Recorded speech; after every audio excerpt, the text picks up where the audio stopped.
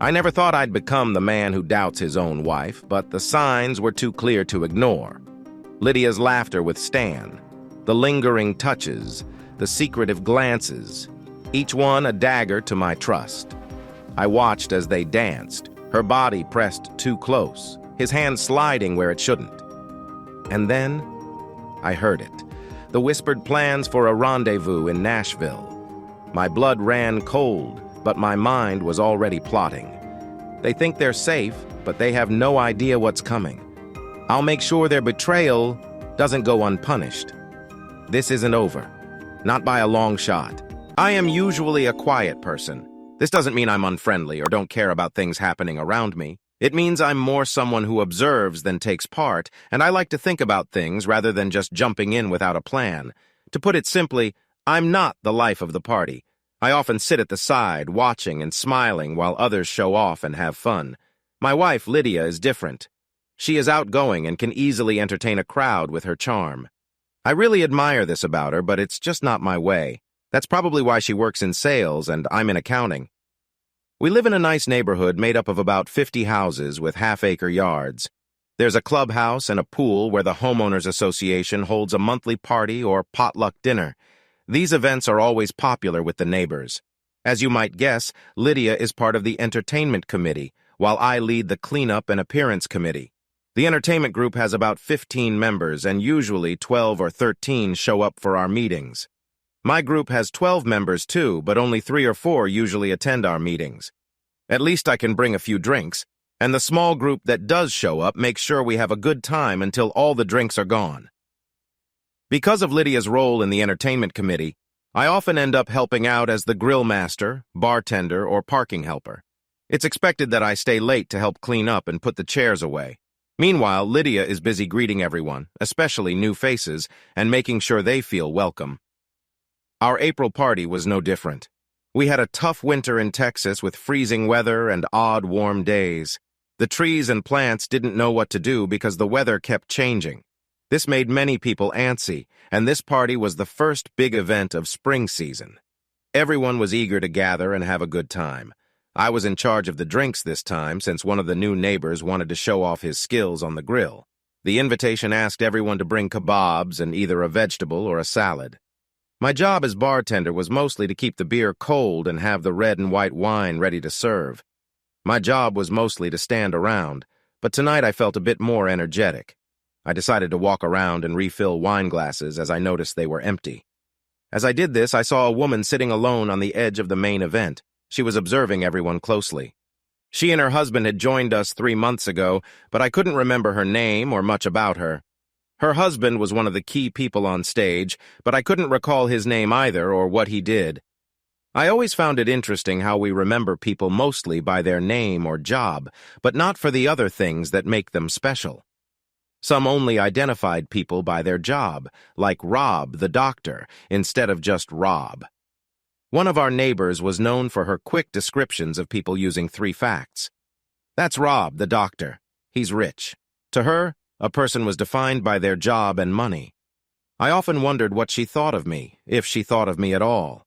She might say, "That's Dan. He's married to Lidia, who's about to be a vice president." I guess that sums up my worth in our community. No matter what people thought of me, I enjoyed seeing everyone have a good time at our gatherings, and tonight was no different. So I walked over to the young woman whose wine glass was nearly empty. "Excuse me, I saw your glass is almost empty. Would you like a refill?" She looked at me and smiled. "Thank you, Dan. I'd like that." I poured her another glass of Merlot, but felt a little sad because she remembered my name and I couldn't remember hers. I tried to change the focus. "Are you enjoying the evening?" "So far, it's nice. I just hope the grill guy doesn't burn the chicken kebabs. A lot of guys cook chicken like they do beef, and it turns out dry and not very tasty." "I'll go check on him and make sure he takes care of the chicken just for you," she laughed. "I'll come with you. Most guys don't like a woman in their area." She got up and I left the wine bottles on the bar as we walked outside to the grill. Sure enough, the grill guy had the chicken kebabs over the hottest part of the fire along with the beef. "Hi, Dan and Natalie, right?" We nodded. "Can you watch the grill for a minute? I need to use the restroom." "Sure, take your time." He walked away, and I quickly moved the chicken to a cooler spot on the grill and gave it some marinade. Natalie looked at me and said, "That helped." I smiled back. "I think I can fix the chicken for you." "And you remembered my name too. How lucky." She smiled at me. "Okay, you got me. I can remember a long computer password, but I can't recall the name of a lovely woman to save my life." She laughed. "I thought we might have something in common when we first met. I'm Natalie Reynolds, and my husband is Greg. He works in sales at a company, and I stay home and do many different things. Do you remember now?" "Of course. I remember you. But if I'm honest, your husband isn't very memorable. I meet people like him all the time, and I usually forget their names right after our meeting. They all seem to want the same thing, to make their numbers look good for bigger bonuses." "You just described Greg perfectly. Luckily, he earns enough so I can follow my hobbies." "What are those hobbies?" "Gardening, cooking, and writing." "So you write about gardening and cooking?" "Yes, plus some other topics." "That's interesting. Why don't you get us some plates? I don't think I can do anything more with the chicken." She smiled and said, "How about I get us both plates and you can tell me about your life while we eat? You're more interesting than the show going on." That surprised me. No one had ever called me interesting, not even my wife. "I'd like that. Please add some salad and veggies, and I'll be ready when you come back." "Sounds good. I'll put my drink on the table and be right back." As she walked away, I took a moment to look at the woman who thought I was interesting. She was naturally pretty. She wore little makeup, and her hair looked simple and nice.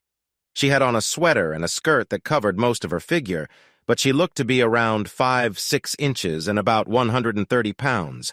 She moved with confidence and seemed very relaxed. Her smile looked genuine, and her eyes sparkled with curiosity. When she returned, her smile was bright as she held out the plates. I placed 3 chicken kebabs on one plate and 1 each of beef, chicken, and shrimp on the other. She said, "Oh, a man with different tastes. I like that." I felt a bit shy and didn't know how to respond. She set the plates on the table and took out 2 sets of forks from one pocket and a beer from the other. "I wasn't sure if you wanted beer or wine, so I went with beer. Not many men seem to drink wine." "Looks like you made a mistake," I joked. "I only drink beer at baseball games, and I don't think we'll have a game here tonight." I smiled at her. "I'll bring out a special drink I saved for special occasions." "Ah, you're full of surprises," she said, her smile growing wider. I went inside and put the beer back in the cooler, then grabbed the wine I saved for dinner. I carried 2 clean cups and went back to the table to pour 2 glasses. "It's red, but I think it goes well with food, no matter what the rules say," I said. Natalie took a sip, and her eyes lit up. "Oh, yes, this is lovely. Thank you. Are you a wine expert?" "No, not really. I enjoy cooking and have tried many wines with different meals. I found this one a couple of months ago and really liked it. Plus, it's cheaper than some fancy wines." "Did you make any of the kebabs?" "You're eating the chicken ones. The shrimp ones are mine. As for the beef ones, I'm not sure about those. They seem a bit tough." "So meat is your favorite?" "Well, I'm a guy, so I love meat and bread. I bake bread from scratch and experiment with all types of meat. I mostly grill it, even in winter, but I will use the oven if it's too cold outside. What about you?" "As a girl, I usually cook with vegetables and make casseroles. You're eating my veggies. I get them from the farmer's market and try to make them tasty." "That explains why they taste so good. How large is your garden?" "Since we just moved, I'm still working on it, but I plan to have about 4,000 square feet. That's about half of our backyard.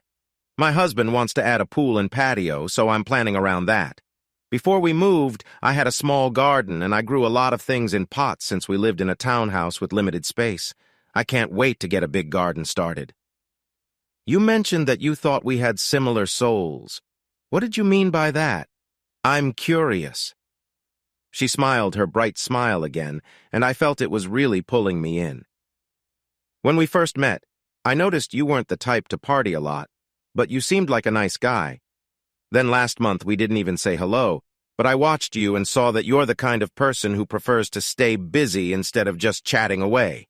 You seem to like individual connections rather than big groups, and that describes me too. So this month I decided to get to know you better, and you have lived up to my hopes. What do you think?" "Well, You've got me figured out, and I must admit I'm interested in what you say tonight. So what's next?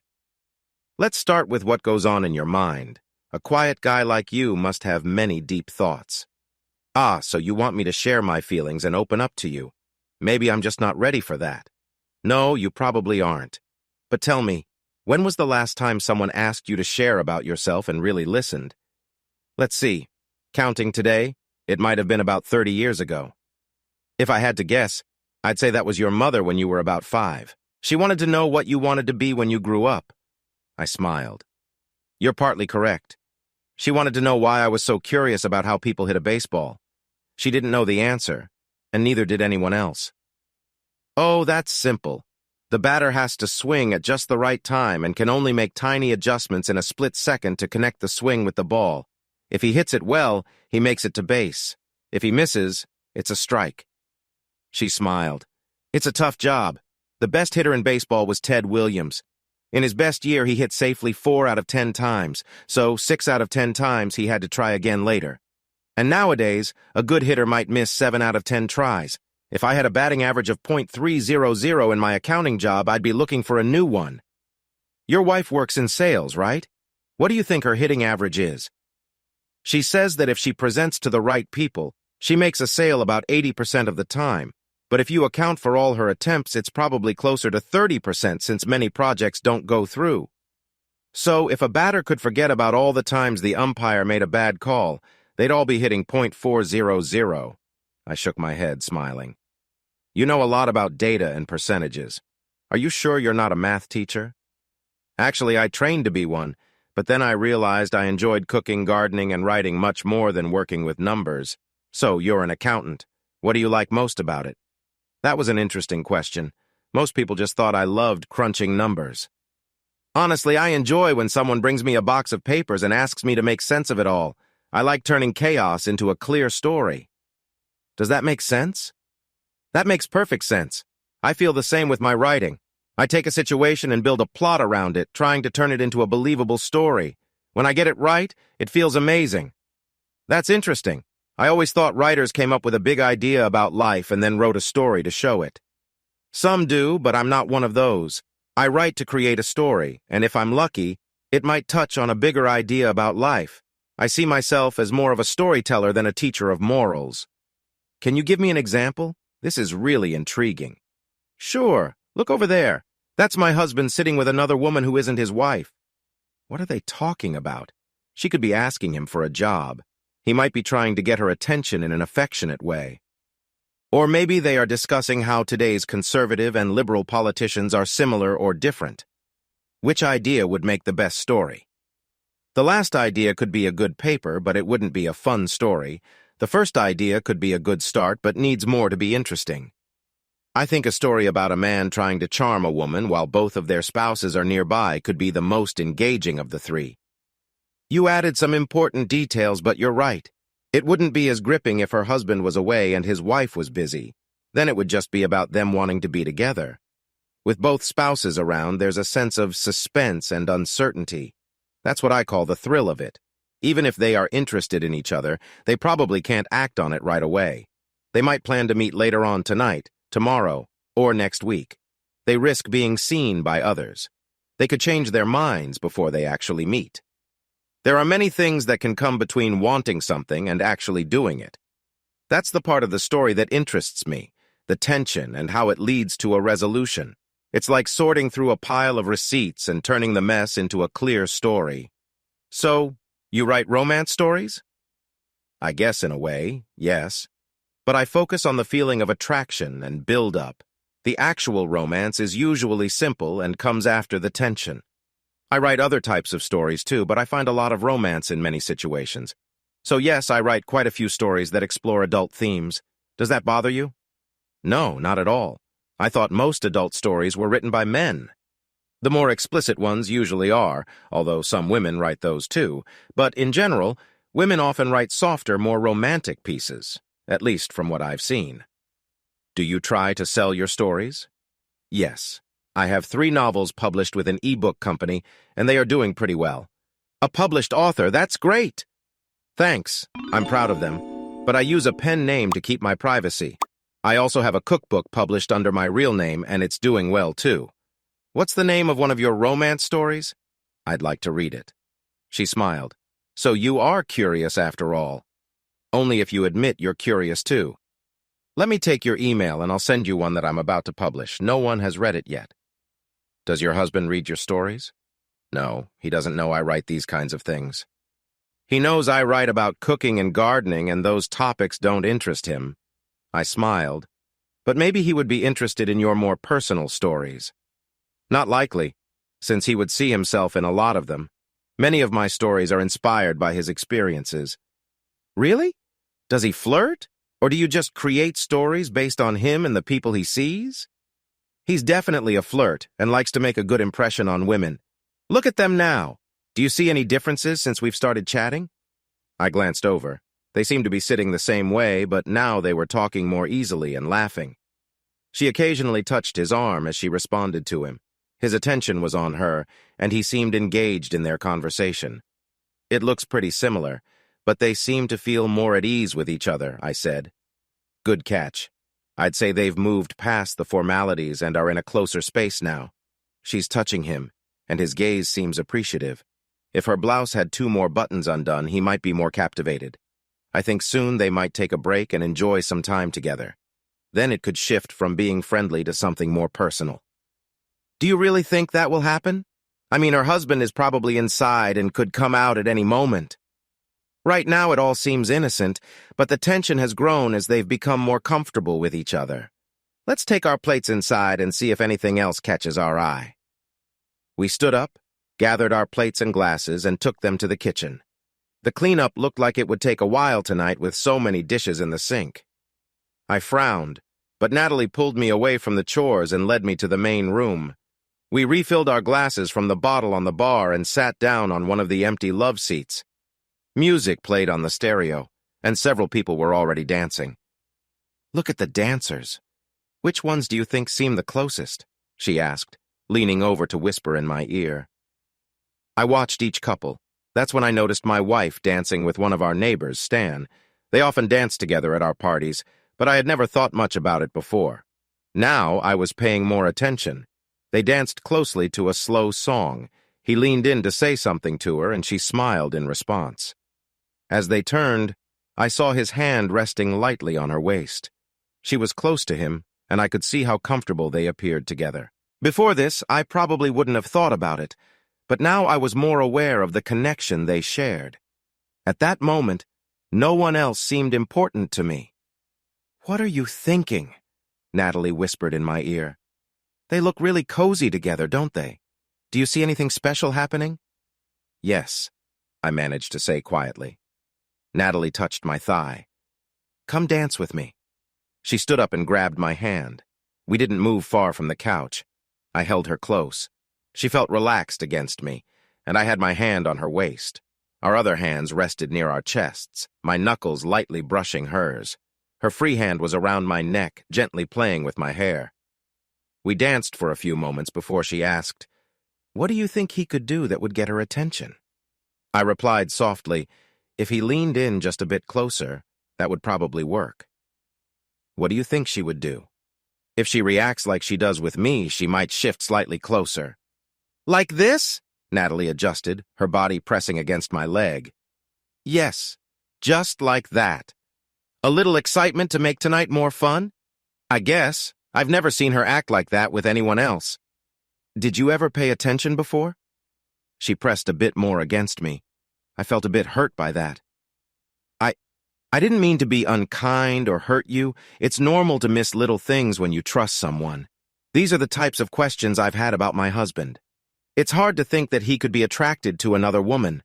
But people notice each other all the time. It doesn't mean anything will happen, but there's always the possibility. I doubt your wife has noticed that you've been with me tonight, and I know my husband hasn't noticed anyone but that lady all night. But you've seen both him and my wife. I guess I'm not as aware as I should be, huh? Hey, give my neck a gentle touch just below my ear. I did it and was caught up in how nice she smelled. Okay, that's enough. Your body is getting warmer now. I stepped back and asked, "Are you just playing with me or what?" She smiled and said, "Yes, I'm teasing you." But just so you know, I've never acted like this with anyone. When we first met, I felt something special, a connection. Tonight, things have happened, and I've shared more about myself than with anyone else. And unless I'm missing something, you seem caught up too. Am I wrong? I'm a bit confused and surprised, but I won't say you're wrong. I'm not sure how I feel right now. Then why don't you pour us both another glass of juice while I go to the restroom? Then we can step outside and chat more. She smiled and gently touched my cheek before heading to the restroom. I paused for a moment, taking a look around. My wife was still dancing, and I noticed Stan's hand resting lower on her back. She wasn't pulling away. I also saw that he was close to her, and it looked like his hand was lingering a little too much. I shook my head to clear those thoughts and went to the bar to pour us another glass. From where I stood, I could see Natalie's husband dancing with another woman. He wasn't hiding anything. His hand was on her back, and they were close. If this had been happening for a while, I really hadn't noticed, and that made me uneasy. Natalie had shown me that I might see things differently now. Then I felt someone wrap their arm around my waist. "Are you having fun?" It was Lidia. "It's been different tonight." "I can tell. Are you enjoying the time with Natalie? I thought you two would get along well. Maybe you can invite them over for dinner next weekend so we can know them better." "I'll bring it up. Are you having fun?" "Yes. I think I needed a break from the bad weather we've been having. I'm heading to the restroom. Enjoy yourself." She kissed my cheek and walked away. It seemed I wasn't the only one who missed things. Lidia knew I was chatting with Natalie, but she didn't see that we were observing. With Natalie still gone, I took our drinks to the back door, snacked on a few bites, and gazed around the room. I had noticed some people seemed friendly with others, but I never thought there might be something more going on. Stan's wife was now dancing with another guy, and they looked just as close as Stan had been with her. Other couples were also involved, showing varying levels of connection. I saw another couple sitting on the couch we had left and enjoying each other's company. I realized someone had dimmed the lights a bit to create a cozier atmosphere. Strangely, only a few people were just sitting around. I glanced towards the patio and noticed groups of men and women chatting. Clearly, I had missed that many had already left. I was reflecting on how my view had changed when I felt two hands on my sides, hands that were not Lidia's. "Did you miss me?" Natalie's sweet voice whispered in my ear. Actually, I did. I was looking at everyone with a fresh perspective thanks to you tonight. Isn't it interesting? Yes, but it feels a bit odd too. I'm not fully sure about that. I heard we're having dinner at your place next weekend. Are we going to cook together? I'd like that. I think you met Lidia in the restroom. Yes, we talked for a bit. Let me have a sip of wine, then we can dance again before going outside. I handed her a cup of wine and took a sip from my own. Then I set them down where they wouldn't be in the way. I took her hand and led her back to the dance floor. She easily came into my arms again, resting her head on my shoulder with her arms around my neck. I held her close, wrapping my arms around her waist. It felt so natural. Since she was a bit taller than Lidia, it was easier to hold her without leaning down too much. "Do you notice anything different about me?" she asked. "I don't think so. You seem pretty much the same as before. What could I have done that might change how we feel together?" She leaned closer, brushing her cheek against mine. I thought for a moment and replied, "There are a few things. If you weren't wearing something that covered your chest, it would likely impact how we feel without us doing anything."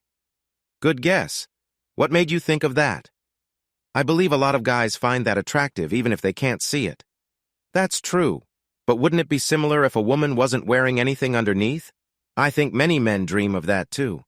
That's true, but that feels more direct, doesn't it? Yes, it could be. But just knowing someone isn't fully covered could still create a feeling. No need to answer. I can sense your reaction to that thought. So did I do either of those things or something else? You're wearing a thick sweater and skirt, so it's hard to tell without checking. I ran my hands gently along her back, only feeling the texture of her sweater. True. I'll give you a hint. I did almost the same as Lidia. You might want to take another look at her. We were dancing about 10 feet away from them, and in the dim light I couldn't see much. So I moved us a bit closer. Lydia's back was to me, so I looked over her carefully. At first she looked the same as before, but then I glanced closely. I noticed someone had their hands resting on her waist gently. Her shirt was snug across her back, but I couldn't see any bra straps. Then she turned away from him to whisper something in his ear. I noticed his hand resting on her side, close to her waist. As I watched her lean in to talk to him, I saw him unbutton another button on her shirt. When we arrived, only one button was undone. Now that was the third one. I suspected that when they buttoned up again, his fingers would brush against her skin. She's really putting on a show for you, isn't she? Is she doing it for me? I thought it was for herself, or him. It's hard to say for sure, but she clearly wants you to notice at least a little. She seems comfortable enough for you to see her enjoying herself. That's exciting, don't you think? I guess that's where I'm confused. When we came in tonight, I thought she had always stayed loyal to our marriage, but now I'm not so sure. And you've stayed loyal too, but you've thought about it, right? I almost lied, but then kept quiet and said, if I'm honest, I have thought about other women, but I've never done anything. If you can have those thoughts, why can't she? It's normal to feel attracted to someone else, but acting on it changes everything and can lead to problems. Ah, and there's the key word, problems. Of course there are problems, and that makes the excitement into real action. Has she done anything tonight that would make you upset? I stared at Natalie for a moment, trying to decide if I was or could be upset. At this point, I don't think so. So far, she has mostly just gotten attention without giving any in return, and it has been slight. What about your husband? He's been quite forward with that woman, and it might go further. I'm not sure yet if Lidia will allow it. Natalie smiled at me. It used to bother me that he would rather be with someone else, but then I realized he's a salesman. When he only gives a pitch and doesn't make a real connection, he's not happy. So I stopped worrying about him. You're serious. You know he's not faithful, and that doesn't bother you. I didn't say it doesn't bother me. I said I stopped worrying about it. He travels a lot, and I can't know what he's up to when he's away. When he's home, he often ignores me. So I turned my feelings into my writing and observing others. So far, I have no regrets. You'll have to explain that better. Let's grab our wine and go outside to find a quiet spot where I can share more. We left the dance floor, and I picked up our wine glasses as I followed her outside. We walked past two groups that were still chatting on the patio and found a bench under a tree around the corner. It was much darker there as I sat down and she joined me. She placed her hands in her lap and looked down. I met Ron in college and we had a fast-moving romance. I was shy and quiet. He was very popular. When he showed interest in me, I was surprised. We got married right after graduation. He started working for a company while I went to a small startup that didn't pay much but offered a good stock ownership plan. If the company did well, we could do well too. Ron's family had land he was going to inherit, so he wanted a prenuptial agreement to protect it. I didn't see why we needed it, but he insisted, so I signed it. One part stated that my stock options would be mine alone. By the end of the first year, he found out he was a really good salesman and began to travel a lot. At first, it was just overnight trips, but soon they sent him all over with a big spending account. In his second year, he became the second best salesman, and in his third year, he was the best. He has been one of the top salesmen ever since. He makes good money but likes to spend it. We lived in a townhouse he liked because it didn't need yard work or repairs. I wanted a garden, but that wasn't possible there. Things seemed to go well, but as his fame grew, so did his confidence. She paused to catch her breath as she thought about what to say next. He used to be very caring when he came back from his trips, but over time, things changed. I started to wonder if he was being unfaithful when he was away, and it became a real concern for me. After a year of worrying, I asked myself what I could do if he really was. Would I confront him or leave him or something else? I finally realized there wasn't much I could do to stop him. I could threaten him or leave him, but that would only make him more cautious or complicate our lives. So I decided not to worry about it anymore. I don't like the idea of him being with someone else, but I won't let it keep me up at night. Instead, I started to think about what it might be like if he did. How would he meet someone, and how would it happen? He is usually in one place for a short time, so things would have to go fast. I even wrote my first novel based on what I thought could happen. It did pretty well. That's what I meant by not letting it worry me. I understand.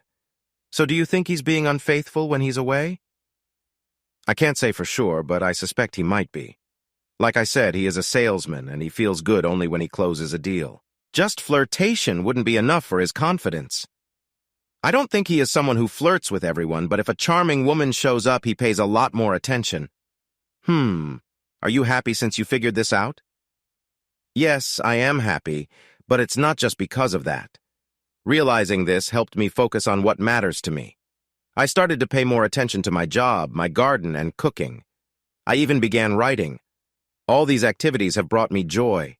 The only downside is that I miss some of the closeness I used to have. I had friends at work and a few female friends to spend time with, but there wasn't much more than just dreams. That sounds like a big gap in your life. It was, but I think I found a way to fill it. Oh, do you want to share that with me, or is it too personal? I'm not ready to share everything just yet, but I feel like there is a chance for more excitement in my life. But enough about me. You seem surprised by Lidia tonight. Have you thought about what she might do when she travels? No, I hadn't really thought about that. She usually calls me during lunch when she's away, and she shares a lot about who she's with and their plans.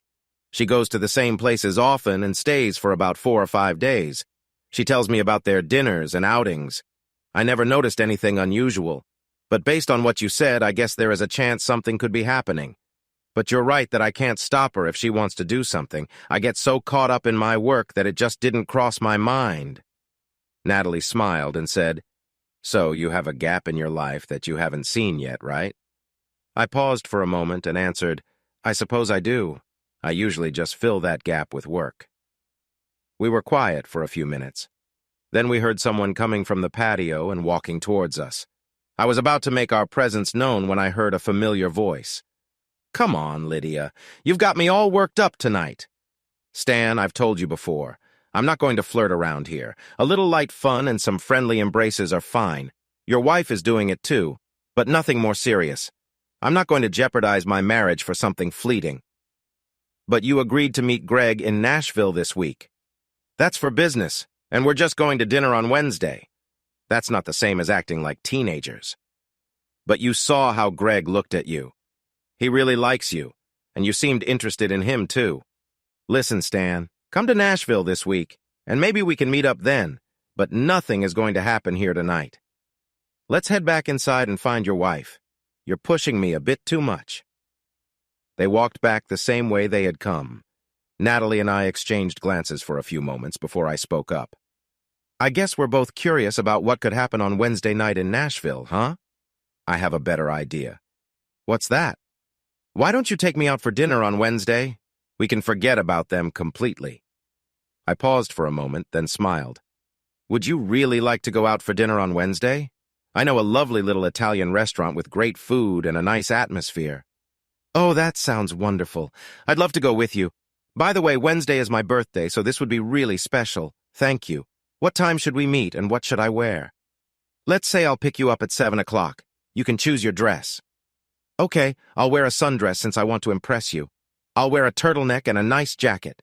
We'll make your birthday a happy one. Just promise you won't ask how old I am." "Deal. Now let's head back inside. I should start cleaning up soon. I'll stay and help if you give me a ride home. Just be careful saying that. If someone hears, they might make you help clean up all the time." "And why would that be a problem?" I smiled at her. "It's a problem because when you're on that team, you can't get off it." She laughed as we walked back into the clubhouse. Most guests had left, but a few were still chatting, including Greg and Lidia. 2 regulars were starting on the dishes, so Natalie and I collected glasses and plates from around the room and took them to the kitchen. As we approached the group, Greg asked Natalie if she was ready to go. She said she'd stay to help clean up and that I would give her a ride home. He nodded, while Lidia smiled at me as if to say, "You sly guy." Soon after they left, Natalie and I finished cleaning up. It took about an hour to take out the last trash bag. We each poured a cup of wine as I locked the door and led her to my truck. When I pulled into her driveway, Natalie leaned over and whispered in my ear, "I didn't wear a bra tonight, and I left my other outfit in the restroom earlier. Now you have something to think about tonight." After a soft moment together, she got out of the truck, heading inside. I sat there for a moment, processing everything she had said. Then I drove home, where Lidia was already asleep in bed. I knew Lidia slept without clothes, and her outfit from earlier was draped over a chair, but there was no sign of her underwear in sight. On a whim, I decided to check her purse in the kitchen and found her bra and underwear rolled up inside. Seeing the contents made me realize that Natalie had opened my eyes to new possibilities. I went to bed, reflecting on everything, and eventually fell into a restless sleep, still trying to make sense of it all. Early in the morning, a sense of calm came over me, so when I woke up, I felt relaxed and ready for the day. The last image I had before I opened my eyes was of Natalie. Lidia was already awake, washing clothes to prepare for her trip. I poured a cup of coffee and sat at the breakfast table, trying to decide what to make for breakfast and whether I should talk to Lidia about last night. Luckily, I didn't have to make that choice. "Good morning, sweetie. I hope you had a good time last night. I really enjoyed getting together with the neighbors again. This winter has been so strange. If you're up for it, how about some waffles with strawberry jam today? I'll make them after I finish my coffee. And yes, I had a good time last night. It seemed like you and Stan had fun dancing again. He's a really good dancer, but he can be a bit pushy sometimes." "Oh? How do you mean?" She looked a bit shy. "He gets a little familiar, but it's nothing I can't handle. You saw it, and so did his wife. Do you want me to say something to him?" "Oh no, nothing like that. He's a good neighbor, but I think I'll avoid dancing with him as much in the future. Maybe I'll dance with Greg more next month. Did you enjoy dancing with Natalie? It seemed like you two talked a lot. I liked dancing with her, and we do have a lot in common." "That's good. I always worry a bit about you at parties and when I'm not around. You get so caught up in work that you don't have many friends to hang out with. You wouldn't mind if I talked or saw her while you were away, would you?" "Not at all. She's nice and pleasant. I'd rather you have a friend like her than someone who might lead you astray. Plus, you know that when I'm away, I usually go out with coworkers and have fun too, so why shouldn't you? Don't you worry that something could happen?" "Not more than you worry about me. There's always temptation, but I trust you just like you trust me. So why not? She's married to Greg, and if we get closer as friends, I doubt anything would happen." "So how do you handle temptation when you're out of town?" "Mostly I just keep it friendly like I did with Stan and stop things before they go too far." "But are you tempted sometimes?" "I'd be lying if I said there weren't times when I'm tempted. There are some really attractive individuals out there, but I just tell them no, and that's it." The way she talked left me more confused than before. She seemed calm and in control, and she had kept Stan at a distance the night before. Well, she didn't completely shut him out, but she made it clear there was a limit. If she was in a different place, would she keep her distance on principle? Would she do the same when she was with Greg on Wednesday? How could I know? How could I find out? She downplayed her interactions with Stan, so I believed she could downplay anything that really happened. I understood what Natalie meant about how worrying could take over your mind. But could I really stop worrying? I started making the waffle mix while I thought about things again. Clearly, every trip she took had its temptations. There was nothing I could do about that. And if she gave in, that was out of my hands since I would be far away. So how would I know afterward? Did I want to find out she had given in to temptation? I nearly burned the first waffle trying to figure that out. We finished breakfast and I loaded the dishes into the dishwasher. Then I went outside to clean up the backyard and patio. It was a nice day, and I spent about an hour cleaning while thinking about Natalie this time. No matter what else, I decided I wanted to make her birthday dinner special. I thought flowers and candy would be a nice treat, along with a gift. I didn't know her well enough yet to choose something really personal, but I was sure I could find something. I went into the kitchen to make a glass of iced tea and heard Lidia doing something in the living room next door. I was about to go outside when I heard her answer her phone. "Hello? Hi, Greg. Yes, I can talk. He is outside right now." She paused to listen for a moment. Then she said, "Yes, I'm really looking forward to seeing you Wednesday, too. I'll have to take a few people out for dinner, but you can join us. They will leave after dinner, but we can go somewhere after if you want." She paused again. "Look, I know, but Stan was really attractive last night. He has liked me for a while, and I couldn't just reject him. He was very eager all night, and it got even more intense when I changed my clothes. He finally asked me to help him, but I said no because there were too many people around. Next month, I'll spend time with you." She listened and then laughed. "You are so cheeky. I don't usually go out to dinner without a lot of clothes on, but if that would make you happy, I'll do it. Now listen, Let's stay in my room this time in case Dan calls. He usually doesn't, but if he does, I want to be here to answer. No, I don't think he suspects anything. I'm very careful. What about Natalie? You really are being tricky going out with another woman on her birthday. You'll have to get her a nice gift when you get home. Yeah, I saw her and Dan together all evening. I wonder what they talked about. Probably cooking or something. Who knows? Maybe they'll become closer. She laughed. I doubt that, but you never know. I told him this morning that I wouldn't mind if he spent time with her or took her out to dinner. I might suggest he take her out on Wednesday night, too, although I doubt their celebration will be quite like ours. All right. I'll call you Tuesday night to let you know when you arrive. Yes, our dinner spots are next to each other this time, unlike last time. Take care. I stood there holding my tea, realizing that Lidia was being sneaky and had planned it all out with people we knew. I felt the need to get some fresh air for a while. I grabbed my wallet and keys and went to the front door, only to run into Lidia. Honey, Greg just called. He's coming to Nashville this week, too. We're going to have dinner on Wednesday night. I hope you don't mind. I'd like to get to know him better. I had to bite my tongue to keep from expressing my feelings about that. And Wednesday is Natalie's birthday. Why don't you take her out for dinner and maybe get her a little gift? She would probably like that. I managed to say something. I'll call her and see. I'm going to the garden store to pick up some things for the yard.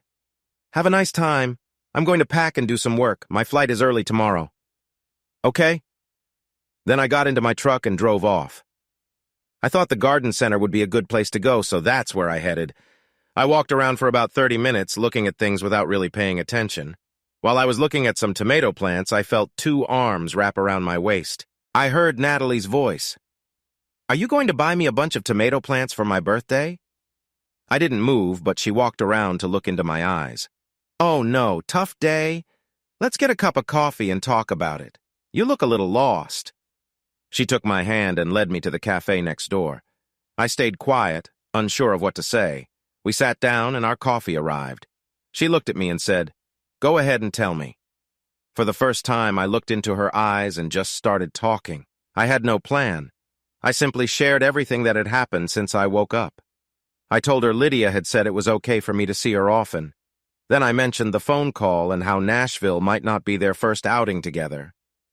By the time I finished, I felt tired. I probably talked for less than 10 minutes, but it felt like I had been talking for over an hour. When I stopped, I noticed that Natalie was holding my hand and gently rubbing it. What did you say, or did you say anything? She asked. I couldn't say much.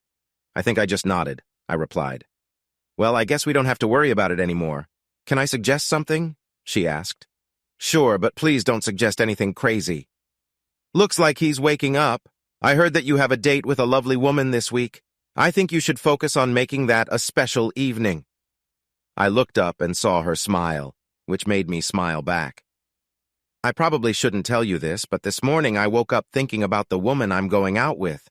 I hope I can make the date memorable. Her eyes lit up when I said that. Oh, I believe you can make it a wonderful date unless something goes wrong. If I'm right, you already feel a good connection with her. Hold on to that feeling and you'll be just fine. When she said that, a light bulb went off in my mind. I smiled again. What made you smile like that? She asked. If I told you, I might have to keep it a secret. Some things are better kept to ourselves. Let's go get some plants and do a little more shopping. Do you need to be home at a certain time? Not really. What do you have in mind? She replied. I don't want to head home right away, and I really enjoy spending time with you today. You seem to have something else in mind, don't you? Maybe. Are you up for it? Natalie grinned. Only if it might get us into a little trouble. Then let's go.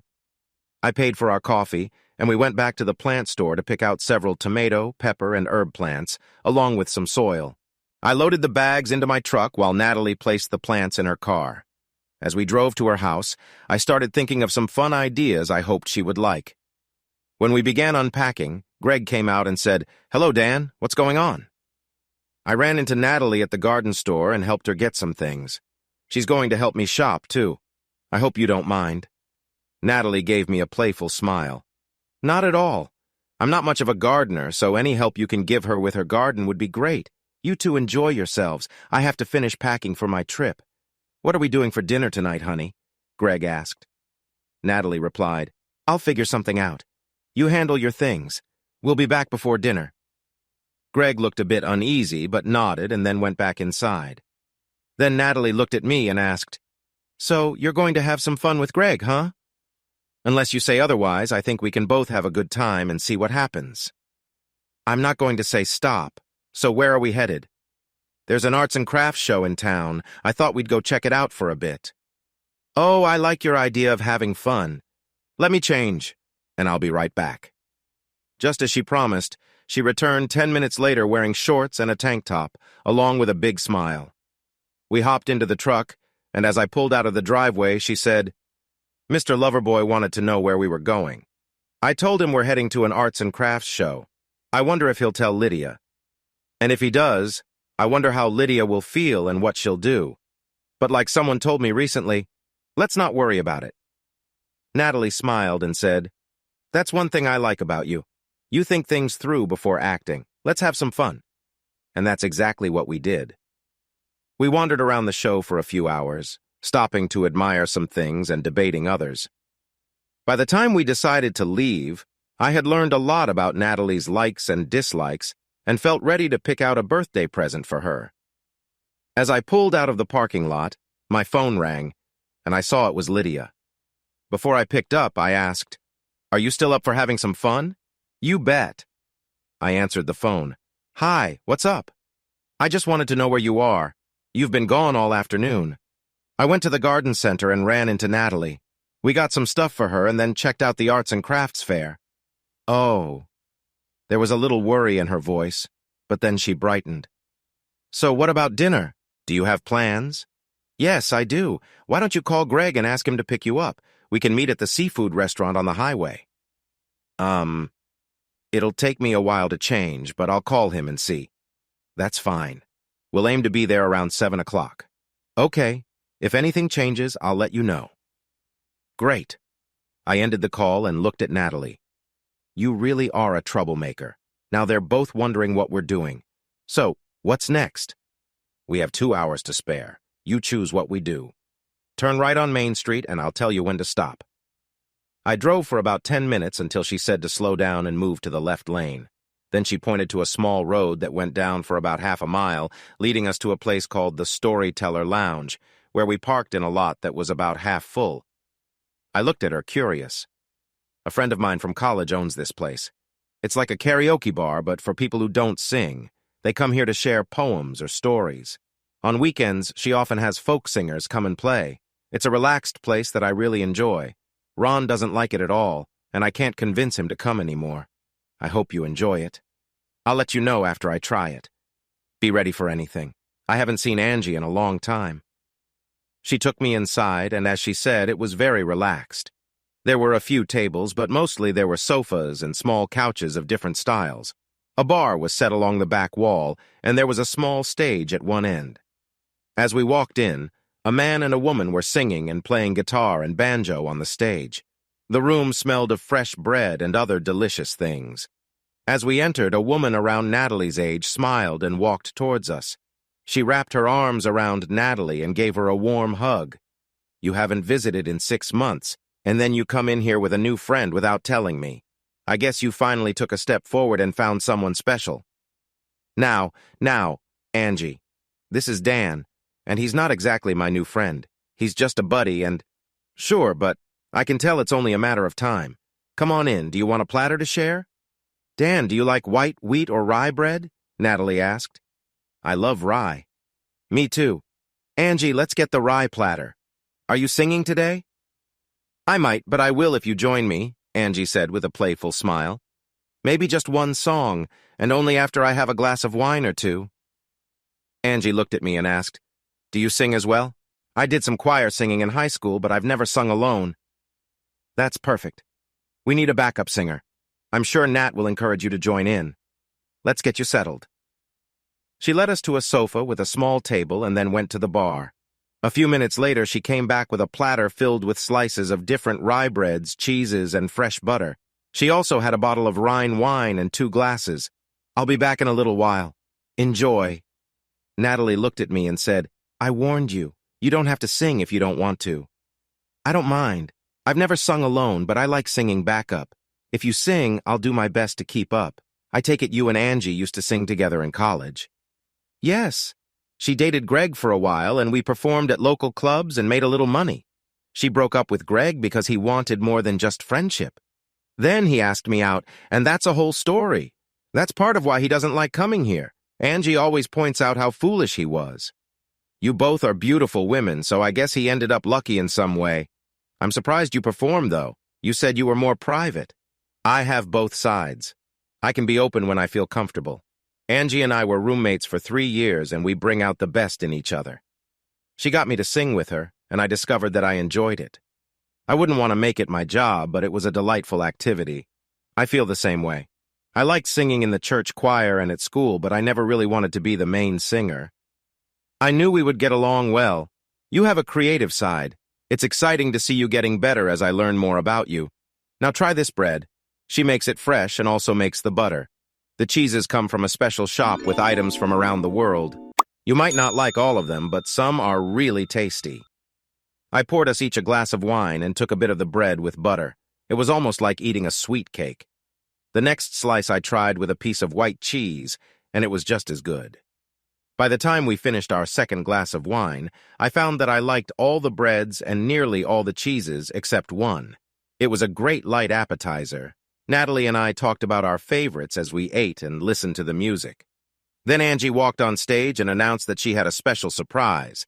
She introduced Natalie as Nat Kovacs and me as Nat's friend Dan. Natalie turned to me and asked, "Well, let's give it a try. You two do your thing and I'll just go with the flow," I replied. She smiled and said, "You're in." We stood up and went to the stage. Natalie sat at an electric piano and Angie took her place next to her with a guitar. I stood on the other side of Natalie. Without needing to talk, Natalie started playing a song that Angie clearly knew, so she joined in. Soon, both of them were singing together in harmony. It didn't take me long to catch the rhythm and the basic tune, so I started humming softly in a low voice. Natalie smiled and nodded at me, letting me know I was keeping up with them.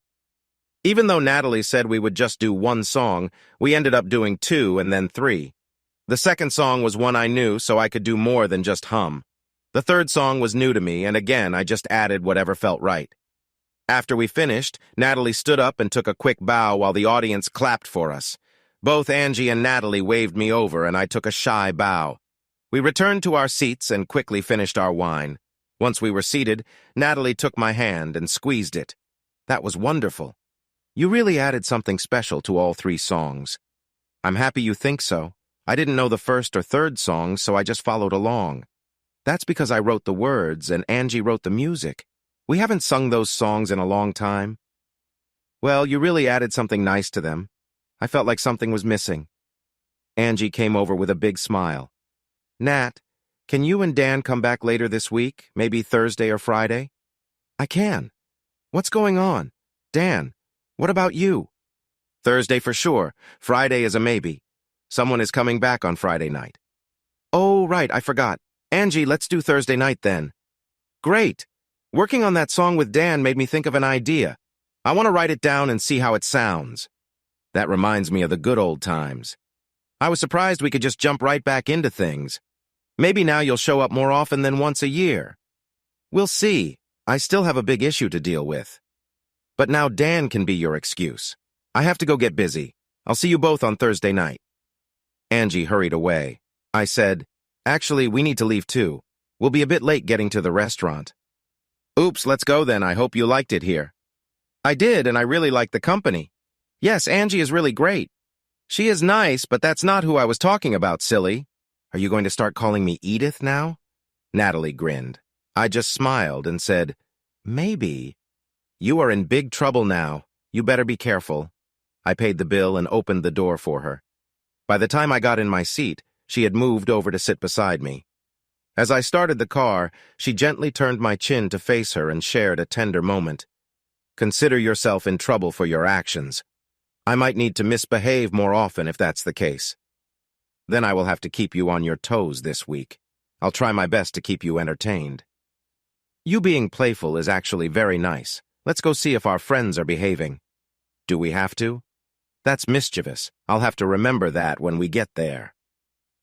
Now, let's go. We laughed as I drove onto the street toward the restaurant. When we arrived, we saw Greg's car parked out front. I parked beside it and looked through the window. Lidia and Greg were sitting close together by the window facing the front door. I motioned to Natalie, and she giggled. We noticed that Ron had his arm around Lydia's shoulders, and they were both laughing. Natalie said, "Time for some fun." I turned to her, and she gave me a gentle smile. We shared a brief moment together before she grinned and added, "Now you're really in trouble." I don't know. That seemed harmless to me. Maybe we should do it again just to be sure. Okay, but you'll need to ask for it when you're ready. We smiled at each other. I held her hand tightly as we walked through the front door. We noticed there was now more space between Greg and Lidia, and Greg had his arm resting on the table. "Hi there," I said. "Have you been waiting long?" Lidia smiled and said, "About 20 minutes. We've had a glass of wine more than you. Where have you been since we talked?" There was a hint of annoyance in her voice. "We went to a place that Natalie knew about. It was pretty interesting." Greg chimed in. "She took him to the place that her old roommate owned." Natalie quickly replied, "She isn't that way, Greg. She just said that to keep you away." "Whatever," Greg muttered. Lidia watched the exchange with interest, but then switched topics. "Let's order some shrimp for an appetizer and a bottle of wine. Then we can choose our dinners." The waitress took our order, and Lidia asked, "Did you see anything cool at the arts and crafts show?" Natalie said, "I saw some nice things, but your sweet husband didn't want to buy them for me." I smiled and said, "I couldn't picture you wearing a vest made of old spoons." "It was cute. All your taste is in your mouth." Lidia added, "That sounds heavy and awkward." "Yeah, it would be. It was made from silver spoons and cost more than $200. Greg gasped. "Oh, honey, you could have bought it for Natalie.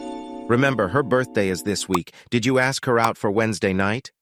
"Yes, but she hasn't said yes yet." That got me a gentle nudge on my leg. "I told you I'd think about it, but you'd need to ask my husband for permission to take me out." I tried to look apologetic. Greg, may I have your permission to take your wife out for her birthday? Since you and Lidia will be together, it seems appropriate." Another nudge. Greg looked a bit uneasy, but said, "Sure, why not? I'm sorry I won't be here for your birthday, honey. I'll make it up to you next weekend. Maybe we can go out Saturday night." Natalie replied in her sweetest voice, "That's okay. It's not the first time you've been away for my birthday. Besides, next Saturday we're going to Dan and Lydia's for dinner. Dan and I are cooking together to see who's better in the kitchen." Another pinch from her. Teasing Natalie in front of Lidia and Greg felt really nice. I knew they had their plans, and Natalie and I were just joking, but it felt good nonetheless. I enjoyed teasing both her and them. With that settled, we slowed down and enjoyed our dinner. Our conversation moved between work, travel, and local happenings. By the end of our meal, I felt much more relaxed than I had before. Lidia then asked, "On the way here, Greg and I talked about going to a club to dance a bit since we both leave tomorrow. Would you two like to join us?" Before I could answer, Natalie spoke up. "Let's skip that. How about you two go and we'll grab a dessert? We can meet at one of our houses for coffee and cake instead?" Greg raised an eyebrow but smiled when Lidia said, "Sure, that sounds great. We should arrive by 10 o'clock. Let's meet at our house then." I nodded and Natalie smiled back. We stood up and Greg kindly paid the bill, leaving a generous tip. We walked to Greg's car, then I went to my truck. As I started the engine, Natalie said, "Hold on, let's follow them for a bit." "Sure, but why?" "If they go a few miles and turn right, they'll find a dance club that Greg goes to sometimes. If they turn left, they might be looking for a quieter place." She smirked. I followed Greg's car at a safe distance and saw them turn left. So what do we do now? "We can follow them and see what happens, or we can get a cake and go home to relax." I thought for a moment and said, "I don't think we'll see anything, so let's just go home and dance until they get here." "I like that idea. Take me home, Danny." Natalie moved closer to me, resting her hand on my leg. I felt a pleasant warmth growing in the truck. We stopped at a late-night bakery and bought a carrot cake before driving to my house. We decided to wait an hour to make the coffee, so I poured us each another glass of wine while Natalie found a station playing nice dance music. We took a sip of our wine before I pulled her into my arms and we began to sway to the music. She fit perfectly against me as we moved together, her hand on my neck while I lightly touched her back. When the song ended, she pulled away and said she'd be right back. She went to the guest bathroom, and I got the coffee ready. When she returned, her smile showed she had done something, but I wasn't sure what. She turned off a few lights before coming back to me, and we started dancing again. I resumed stroking her back and quickly noticed something was different. "You're a little bold, aren't you?" I said. "Any problem with that?" "Not at all. I have a little issue." "What is it?" "You get to feel my back, but all I can feel is your shirt." I buttoned my shirt and we headed to the kitchen. I started making coffee while she cut the cake. It took longer than we thought for Lidia and Greg to arrive. But when they walked in, both were smiling. Lidia said with a firm smile, "I hope you two have been good while we were away." To help Natalie avoid an awkward reply, I quickly said, "We've been perfect angels, just like I'm sure you and Greg were." Natalie playfully poked me in the ribs, hidden from their view. "We have carrot cake and coffee. Do you want some brandy in your coffee?" I asked nicely. Lidia replied, "That sounds great. I'm going to change quickly. I think we can enjoy our coffee and cake outside on the patio. It's a lovely night. Greg, why don't you go pick a spot for us?" Without waiting for an answer, she walked down the hall to the bedroom, and Greg stepped out to the patio. Natalie turned to me, looking confused. "What was that about?" she whispered. I lowered my voice to explain. "Lidia likes to take charge. I think she'll sit by Greg and direct things as if we're here to serve them. Sometimes she acts like she suspects something is going on. She does this when she feels out of control. Just go along with her and don't be shocked by anything I say or do." She thought for a moment, then said, "I trust you, but we need to talk about this week while they're away." "That's a plan. I can't predict what she'll say or do, but please don't react too strongly. I'm not sure how Greg will behave either. He looks a bit lost right now. He'll follow whatever she says. He can be intense when pursuing someone, but he also easily lets a strong woman lead. Then let's see what happens." Natalie gently touched my side, letting me know she was there for me, which made me feel good. A moment later, Lidia came out wearing a loose top. "Please bring us our dessert," she said, and then she was gone before we could respond. Natalie looked at me with a mischievous smile. "Do you happen to have any rat poison?" "Yes and no, but I'm not telling you where it is. Just take her the cake and coffee like a nice girl. I'll do the same for Greg. By the way, I added a little extra brandy to their coffee." "You naughty boy, but I'm starting to enjoy your mischief." She took a plate and a cup of coffee, walking in front of Lidia. She handed over the coffee and cake, bending slightly to speak softly. What I didn't realize at the time was that Natalie was momentarily unaware of her top's position. When I went back to the kitchen, I took Greg's cake and coffee out, doing the same for him. Just as I was about to return, Lidia said, "Danny, Greg and I need to talk about something. When you and Natalie finish eating, please bring your coffee out so we can chat." She turned to Greg before I could respond. I felt slightly sidelined. Inside, Natalie handed me a piece of cake. I smiled and said, "Let's eat in here. Lidia wants some time alone with Greg before we talk." "Are you serious? Will you be mad if I just take the cake and do something silly with it?" I laughed. "The thought of that is funny, but I think we should see what they want to talk about first. I have a feeling, but let's wait and see. If she crosses a line, I might react in a way you won't like. I'll be okay with you no matter what happens, but I think you might end up laughing." Natalie looked at me carefully and said, "Okay, I trust you. But when we're alone later, I expect a favor. Let's go see how this plays out." I took her hand and led her outside. Lidia and Greg were turned away from us, so I helped Natalie sit in one of the chairs. It was almost amusing to see Lidia sitting proudly while Greg was hiding his face. I heard Natalie try not to laugh. "Is something wrong, Natalie?" "No, ma'am. I think Dan put a little too much brandy in my coffee." "I see. That's what Greg and I wanted to talk to you about. Dan is a great guy and a good husband, but he is also a bit shy and doesn't make many close friends. You are a lovely young woman, and I'm surprised that you two have gotten so close so quickly." Now it was my turn to hold back a laugh. A sip of coffee helped. Natalie replied, "I don't quite understand. Are you saying I might be doing something wrong with Dan? We just share hobbies like cooking and gardening. I don't think that's inappropriate." Lidia cleared her throat. No, that's not what I mean. It's just that Dan is friendly but a little innocent. A friendship with someone as engaging as you could, and I stress could, lead somewhere unexpected. That's what Greg and I are worried about. We just wanted to make sure everything is clear. Now it was my turn to speak. So, Lidia, what I'm hearing is that you don't trust me or Lidia, especially when you and Greg go on business trips. Have I ever done anything to break your trust? I can promise you that she and I would never do anything that you and Greg wouldn't do while you're away. Greg looked up, guilt clear on his face.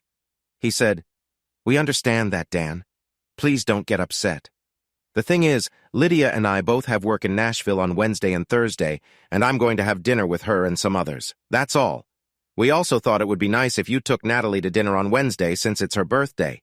We'll be having dinner too, me with your wife and you with mine. Nothing more than that. Then next Saturday we'll come over for dinner and everyone can get to know each other better. Greg was not great at hiding things. Natalie said, Thank you, dear husband. You always care about my happiness. I try, Natalie, I really do. Lidia decided to end the conversation. So it's settled then. There are no secrets here, and the four of us understand each other completely, right? Both Natalie and I smiled and nodded. Good. Now, Dan, please pour Greg and me another cup of coffee and then take Natalie home.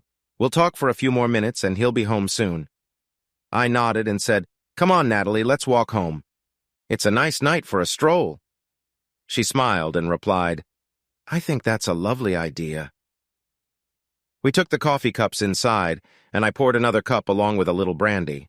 I told Natalie to head out the front door and around to the left side of the house, and I would join her there. She looked out the window and saw Lidia and Greg still not facing the house. She leaned in, smiled softly, and whispered, You were right. If they hadn't been so serious, I might have laughed. I'll take this out to them and meet you. I want to hear what they say. I waited until Natalie had left the house, then I went outside with their coffee. I placed the cups on the little table between them. Lidia, it looks like you spilled some coffee on your dress. She glared at me. I said, I'll be back after Greg gets home. I turned and left before either of them could respond. I went out the front door and walked quickly around the side of the house until I found Natalie. I took her hand and led her to a spot where we could see the patio well and hear what was happening. I had to hold Natalie close to keep her from giggling. So, Greg, do you see why we needed to talk to them? No. I don't think either of them really care. They are going to get together tomorrow or Tuesday. Natalie is going to be in a very personal moment with him before your flight leaves tomorrow morning. We'll see. Usually I say goodbye to Dan the night before I leave, but today he's been acting a bit cold. Maybe a week apart will bring him back. That's why I didn't want you to be close to me earlier, but now I think I want to be close to you first, and then I'll let him know. Greg had a hard time getting his pants off while Lidia removed her dress. Then she helped him feel more prepared. After that, things felt a bit silly. I took Natalie's hand and led her away from the fence, and we walked together toward her house. Are you okay, Dan? That was tough to hear and see. Natalie, I guess I knew she was just using me, but I didn't want to accept it. Last night and today have really opened my eyes. The only thing keeping me grounded right now is you. Can I rely on you a bit while I figure all this out? I have a better idea. Rely on me a lot, and I'll rely on you too. I put my arm around her as we walked toward her house, stopping to share gentle moments together along the way. When we got there, instead of going inside, we sat on a swing on her front porch. We talked about her garden and cooking, not mentioning anything from the evening. We chatted for about 20 minutes when we noticed some lights coming down the street. Greg was back. He parked in the driveway at an odd angle and got out. It was then that I realized he was moving strangely. Natalie whispered to me, I think he has had too much to drink. He usually just has beer and wine. I agreed. Greg stumbled toward the door and stopped next to where we were sitting. Lidia told me to hurry home. She needs you. Then he walked inside without saying another word to Natalie. She turned to me, looking worried. I'm not sure I like that. Are you going to be okay? I looked at her and said, Yes, I'm grown up enough, and maybe I've changed a little this weekend. But I don't think I'll rush home just yet. I need some time to think. I understand. I've got a lot to do tomorrow, but will you call me sometime? I want to make sure you're okay. Sure. I might call in the early afternoon because I have meetings in the morning, too. Sounds good. I'll be home after lunch working in the garden. I need to plant the flowers we got today. I'll definitely call, and thank you so much. Lidia was right. I can be a little closed off and don't make close friends easily. It's not very common for me to get this close to someone so quickly. Last night I told you that I felt like we were really connected. Nothing we've experienced so far makes me think otherwise. I feel the same way, she said. Then she leaned closer, and our connection deepened as we both stood up. We've been worrying about me going home. Are you going to be okay tonight? Oh yes, I'm sure he's already asleep. I'll probably work on another story for a bit before I go to bed. Sleep well, and I'll talk to you tomorrow. We shared a moment of connection again, and I started walking down the street toward my home. Everything we said was honest. I tend to be quiet and don't make close friends easily. Natalie was different for two reasons. We connected fast, and she was a woman. Most of my friends were men. A lot of that was because of Lidia. She controlled our social life, and being the center of attention meant I often felt out of place when we went out. As I walked, I wondered how long she had been seeing someone else. I had to admit it was probably happening for a while, especially since she started traveling more for work. Lidia was good at her job and had worked her way up. 3 years ago, she became a district sales manager and started traveling around the state. A year and a half ago, she got promoted again and began taking week-long trips across 6 states. With each promotion, she gained more confidence and became more commanding. Since she was away so much, I usually let things slide because I was focused on my job. Most of the things she left for me to do were tasks I had already planned to do, so her attitude didn't bother me much. But today was different. What happened was clear and obvious. She had crossed several boundaries and seemed ready to go even further. As I turned the corner onto my street, I finally faced the questions I had been avoiding. Did I care? What was I going to do about it? I didn't have answers when I walked inside, but I knew it was time to face those questions seriously. When I entered the house, it was quiet, but I noticed a couple of things. First, her caftan was thrown over the back of her chair. I went to bring it inside and saw Greg's boxer shorts under his chair. First, I did what I tell my clients. I took a photo of it with my phone, adding a date. Then, I put the boxer shorts on top of her caftan and placed them both on top of the washing machine. She would definitely notice that. I turned off the lights and went back to the bedroom, where I found her lying in bed on her back, fast asleep. She seemed to have tried to cover it up with some makeup, but it didn't quite work. I didn't respond to her comment and said, "We've talked about this before. You and Greg probably don't see it, but we worry about you when you're away. You stay in hotels alone and must feel lonely at times. It wouldn't take much to imagine you meeting someone at a bar or him looking for company while traveling." "Have I ever given you a reason not to trust me?"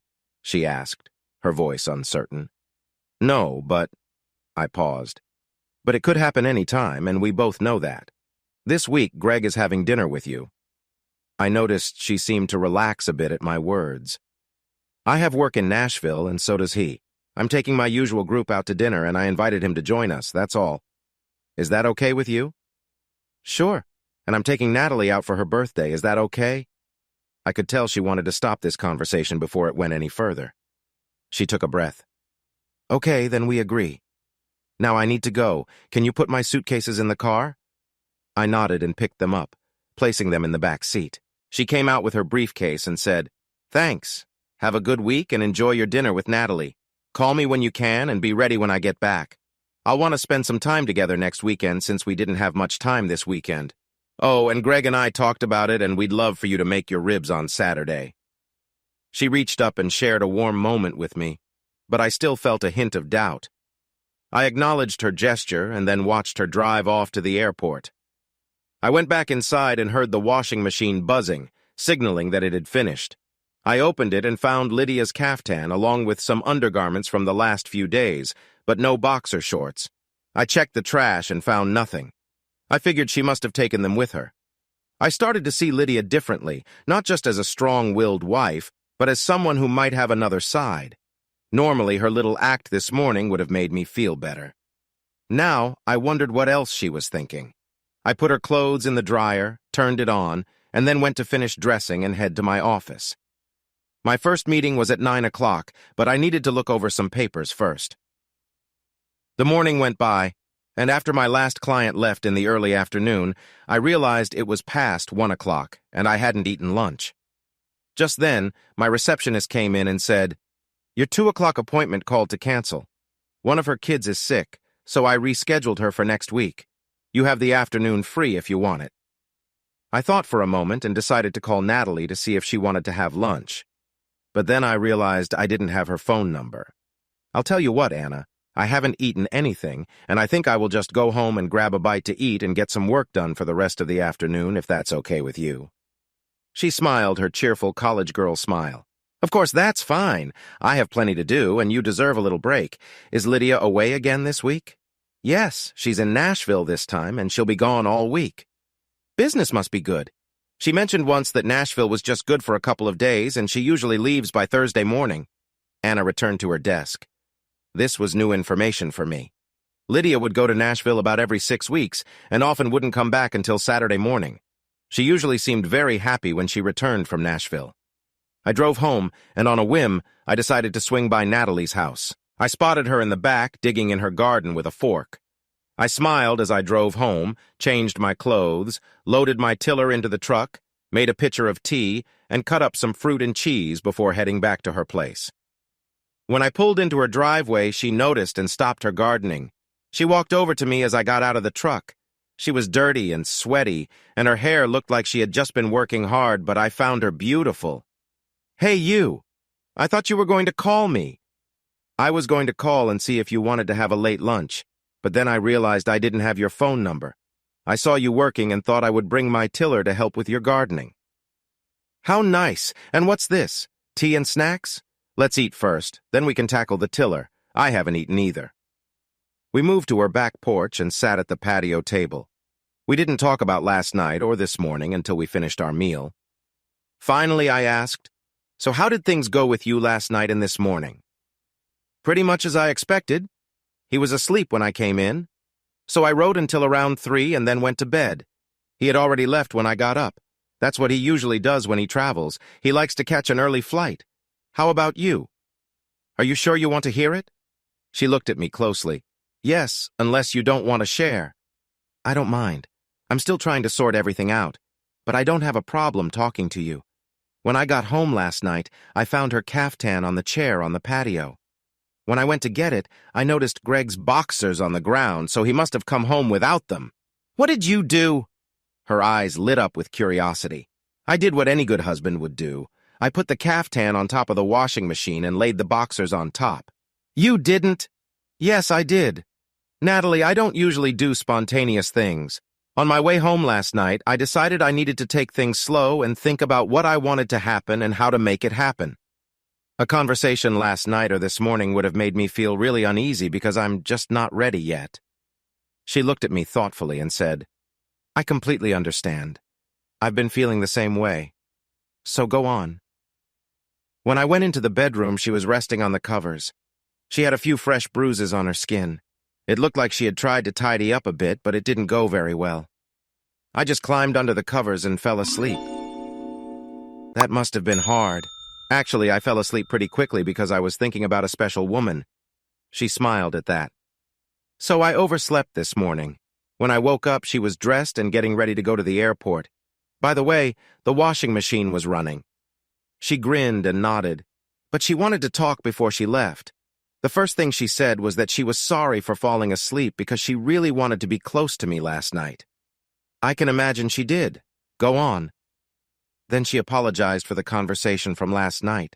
She felt it didn't go very well. She said that she and Greg are worried that since you and I are so similar, we might try to comfort each other while they're away. Unless you think differently, they might have a point. She smiled at me, and I smiled back. I had to remind her that you and I are also worried about her and Greg being away and staying in hotels, maybe even meeting someone in a bar. She reassured me that her dinner with Greg was just a coincidence, and I told her I was taking you out for your birthday and that it was all innocent on our side. She had a mischievous look in her eyes. "Just how innocent are you planning to be on Wednesday night?" I always try to be a gentleman and I don't make plans ahead of time. We'll have dinner and then we'll see what happens. I grinned at her. You think you're clever. I will tell you that our chemistry is going to grow on Wednesday night. Oh, really? Maybe I should change my plans then. I tried to look as innocent as I could. Listen, if I wasn't feeling so dirty and sweaty right now, I would get a little more playful right here. I don't see any dirt or sweat. Grrr! She stood up, sat in my lap, and smiled. Then she took my hand and placed it on her shoulder. Now finish your story, and your hand better not just sit there. I kept my fingers moving as I continued. When I told her we were just sharing your birthday dinner, she decided not to push things further, so we stopped there. I walked her to the car, and she smiled at me. She said to have fun on Wednesday and to call her sometime this week. She mentioned that she and Greg thought I should make ribs for dinner next Saturday. Great. I can make hot German potato salad, coleslaw, and some roasted vegetables. So, are you going to call her this week, and are you planning to have fun with her next weekend? I asked. Actually, I will call her this week, but I want to do it in a playful way. As for next weekend, I might try to find some excuses to skip it. The thought of just being there to fill a need doesn't sound appealing to me, he replied. Wow, your touch feels nice, she said suddenly. She leaned closer to me, a playful glint in her eye. I've decided I want a special mark there too. Can you help with that? Being polite, I agreed to her request. I gently touched her skin and then let my hand linger for a moment. When I found the right place and made my mark, she gasped a little. Moments later, she had a mark that would be noticeable to anyone who might see. That took longer than I expected, she teased. Are you upset about it? Not at all. For my birthday, I expect more of that and maybe 2 more marks. We'll see how it goes. Your wish is my command. Now, are we going to work on your garden or sit here and come up with reasons not to flirt? She smiled at me, brightening the moment. We're going to do the garden. We don't need excuses for the other because we both know that will happen, probably soon. We just need a bit more time to sort things out. I nodded. She was right. Part of me wanted to ignore it, but deep down, I knew she spoke the truth. We got up, and Natalie filled our tea glasses.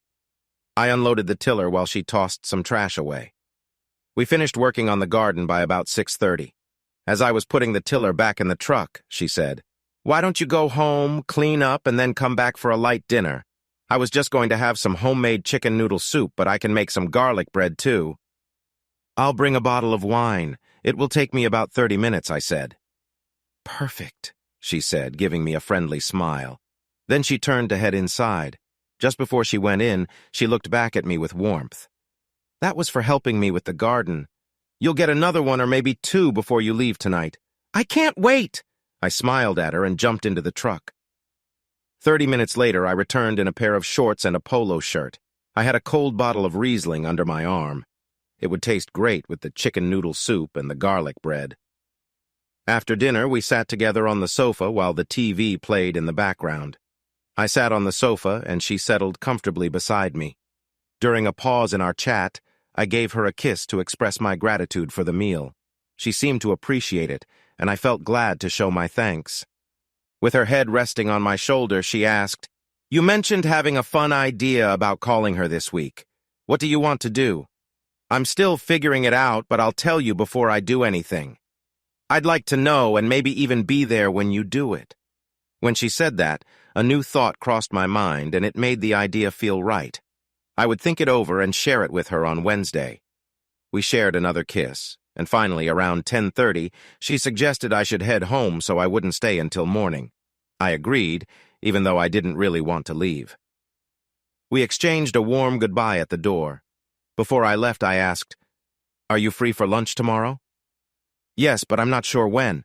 I have a meeting in the morning and I don't know how long it will last. I'll call you. Then let's exchange phone numbers. Good idea. She got her phone, added my number, and called me so I could have hers too. As I was about to put my phone away, I asked, Would you mind if I added an app to your phone? Sure, go ahead. I'm not very tech-savvy. What app is it? It's a GPS app that helps you find your way. It has some other features too. We shared one last kiss, and I reluctantly went home to an empty house. The next morning, I started working on tasks from the day before. At 9:30, Anna informed me that Bill Anderson, one of the financial advisors I often worked with, was on the phone. Hey, Bill, how's the market and life going for you? The market is tough, but you know how it is with financial advisors. We can make money in any situation. I think they used to call that something else? I chuckled. Don't say that too loud, someone might hear you. Anyway, I'm meeting a new client this morning who wants to invest some money, but she also has a tax issue. I can't do much until that's sorted out. Can you see her this morning? She brought a lot of papers. Sure, send her over if she's free. I have nothing planned for the rest of the day except for lunch with a friend. She should be there in 20 minutes. Let me know how it goes. He hung up before I could ask for her name. I organized the papers on my desk and tidied up to look professional for the new client. Anna peeked her head in and said, "Someone is here to see you." "I'll be right out." I checked my look in the mirror by the door before heading out to greet a smiling Natalie. "Hi, I thought you would call when you were done," I said with a grin. "I'll call as soon as I'm finished with my business." Suddenly, everything clicked into place. "Great, Miss Reynolds. Please come in. Anna, could we have 2 glasses of tea?" I took Natalie's arm and guided her into my office. "If you try to put me in the chair across the desk, I'll look for another accountant," she playfully warned. "Ah, would you prefer the sofa instead?" "Yes, that would be better."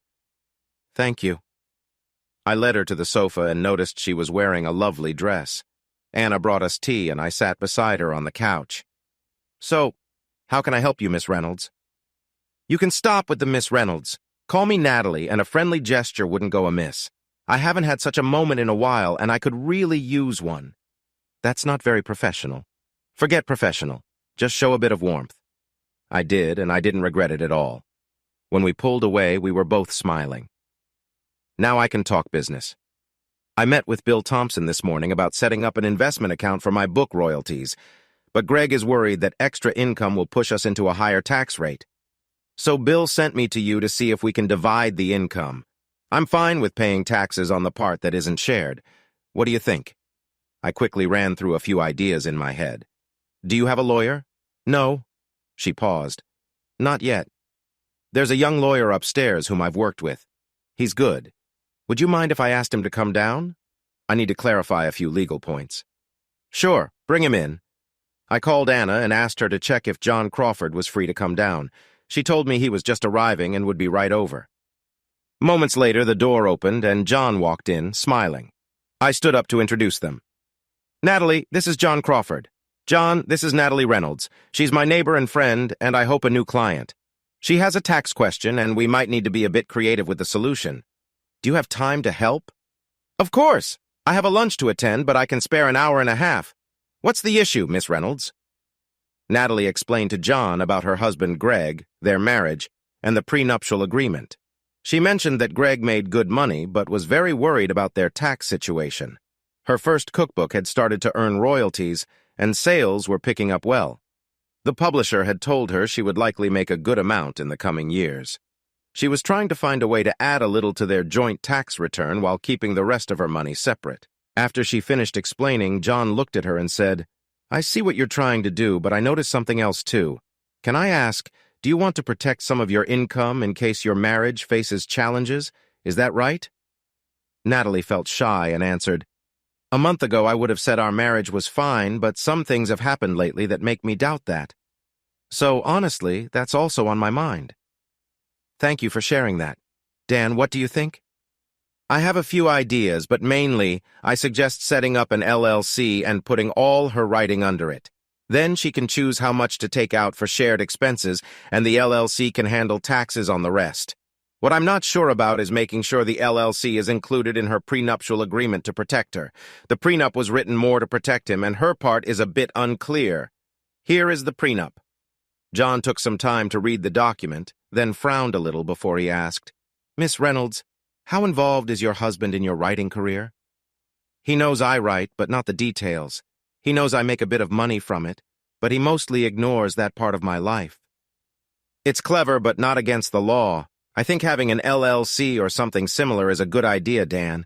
I would like to add to the prenup specifically about her writing and the LLC. Right now, a good lawyer could claim it's shared property if there was a divorce. So what do you know for sure?" "Not much. The publisher told me over the phone that sales were good, and my next royalty check might be near 6 figures. Did he give that to you in writing? No, it was just a phone call. I could check online for sales and guess my royalties, but I haven't. I can't even remember my password. Okay. Is there anything else you are certain about? Well, I also write novels under a pen name, and my husband doesn't know about that either.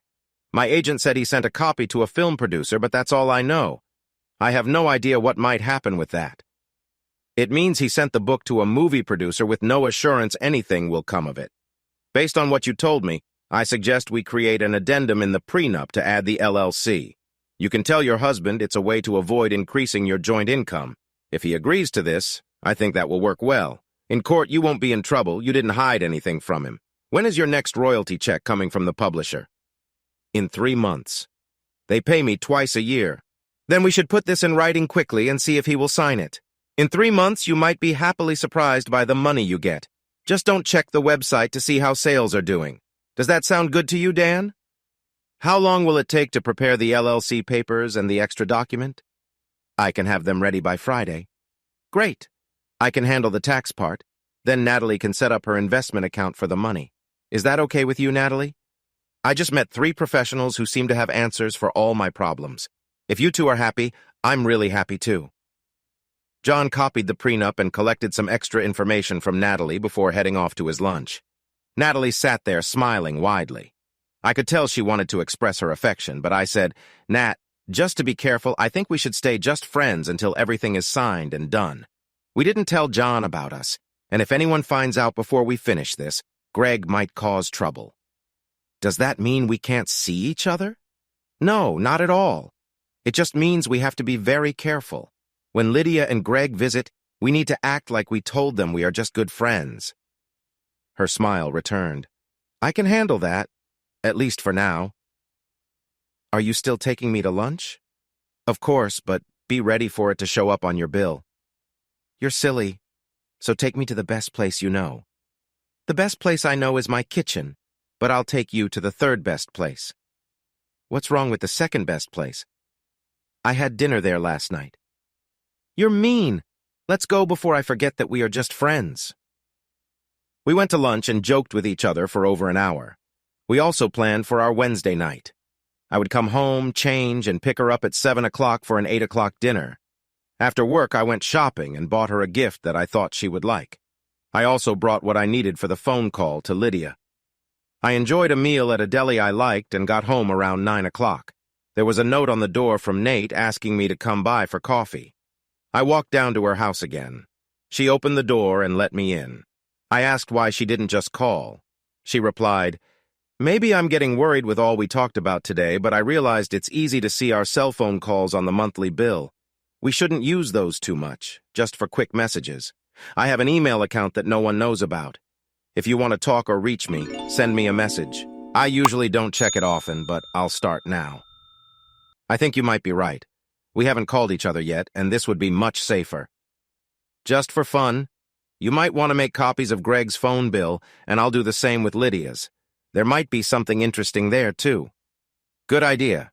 Now that we're alone, I think I deserve a quick, affectionate gesture, or I might get a bit upset. We can't have that now, can we? I quickly settled this situation.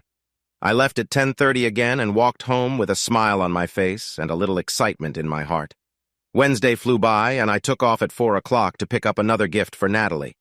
When I got home, I showered, shaved, and put on a turtleneck, slacks, and a sports jacket. To me, suits were for work, while slacks and sports jackets were for special evenings. I gathered my things and drove over to Natalie's house. She was wearing a lovely light brown sundress. What do you think? She asked a bit shyly. I'm speechless. You wore a nice dress yesterday, but this one is just amazing. You don't seem speechless at all. For someone who's shy, you sure have a lot to say. Thank you. She smiled at me warmly. And for the birthday girl, I have a couple of gifts.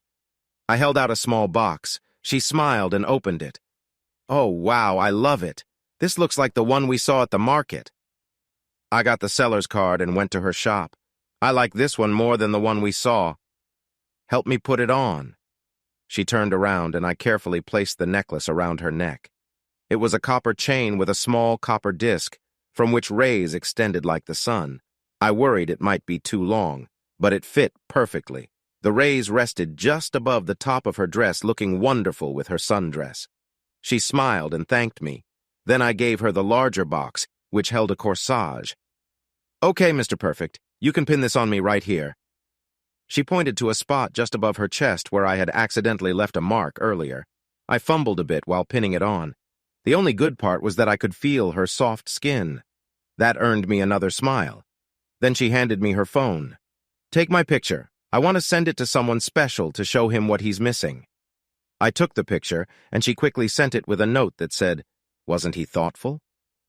I wondered if he was out for dinner or spending time with someone else, but I didn't mention that. After that, we left, and I took her to what I think is the best restaurant in town, and she loved it.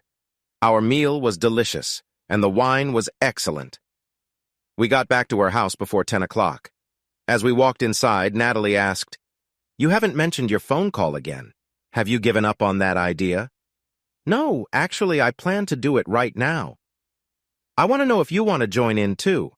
She was excited, and when I shared my idea, she laughed and agreed. I smiled, picked up my phone, and called Lidia. Since it was an hour later where she was, I thought this would be a good time to ring her. Lidia answered after 3 rings, sounding a bit rushed. "Hi, I just got out of the shower. Good timing. I wanted to ask how dinner was. Ours was great." "I'm glad. Greg got the picture Natalie sent him. That necklace is really cute. Can you get one for me?" "The lady makes them by hand, so each one is special. I can probably find something like it for you." "That's very nice of you." "Well, that's just part of the surprise." "Oh?" "Right. She said she went sailing during the day, but never at night. I'm going to change and take her out for a night sail. She seems really excited. I even got her a nice outfit for the outing." There was a pause, then she replied, "Don't you think that might be a little risky? Every time we go out at night, you get a little too excited and want to be close on the boat. That's with you, not her. I promise we're not doing anything more than what you and Greg are doing." Just then, Natalie smiled and playfully nudged me. I gestured to her, and she took her phone to call Greg. Lidia started to say something, but I clearly heard a phone ringing in the background and a voice say, "Hello?" I decided to end my call and listen to Natalie's side of the conversation. "Hey, I have to go now. I just wanted to let you know what we're doing so you don't try to call. The cell service is terrible by the lake. Have a good night, and I'll see you Friday night." She heard a reply, then hung up. Natalie excitedly told Greg about her necklace and the evening plans. "No, he went home to change. He's taking me out on his sailboat for a night sail. I've never been out after dark, and he got me the cutest swimsuit. It may be a bit chilly, so I'll wear some comfy clothes over it, but it's really nice." There was a pause. "No, nothing will happen. We told you last weekend that we're just friends and not doing anything more than you and Lidia are doing." "Hey, I think I hear him driving up. I need to get ready. I'll see you Friday, bye." We both burst out laughing after the call ended. I shared with her what I heard while she was talking. She said she might have woken him up. It felt a little silly, but we both enjoyed messing up their plans for the night. After our laughter faded, she looked at me and asked, "Are you going home to change?" "For what?" "So we can go sailing. I've never been out at night and I want to experience it. Plus, we told them our plan, so let's go for it." "I'm in if you are." "I have my sailing clothes in the truck," I said. "Then can you get my nice swimsuit?" "I want to wear it under my sweats," she replied. Well, it's not exactly. Just get my suit, please. I know it's small, but you got it for me, and I really want to wear it." She had a big smile on her face. Feeling a bit shy, I went to the truck and returned with the bag. "Actually, I got you two. This one is for you in case he asks about the suit. It's a fun, simple 2-piece set that a friend might give another friend." I added, "I got this one to leave on the boat. I think Lidia will come by on Saturday to look for signs of our sailing trip. I thought I could leave her this and act like I don't know anything." "That's a clever idea. I'll try this one on tonight before you leave it here. I'll save the other one for later." She smiled and went to the back with the second suit. I was starting to feel less embarrassed when she returned wearing sweatpants and a top. I might look for another suit to leave on the boat. I like this one and want to wear it again when we go sailing at night later this summer.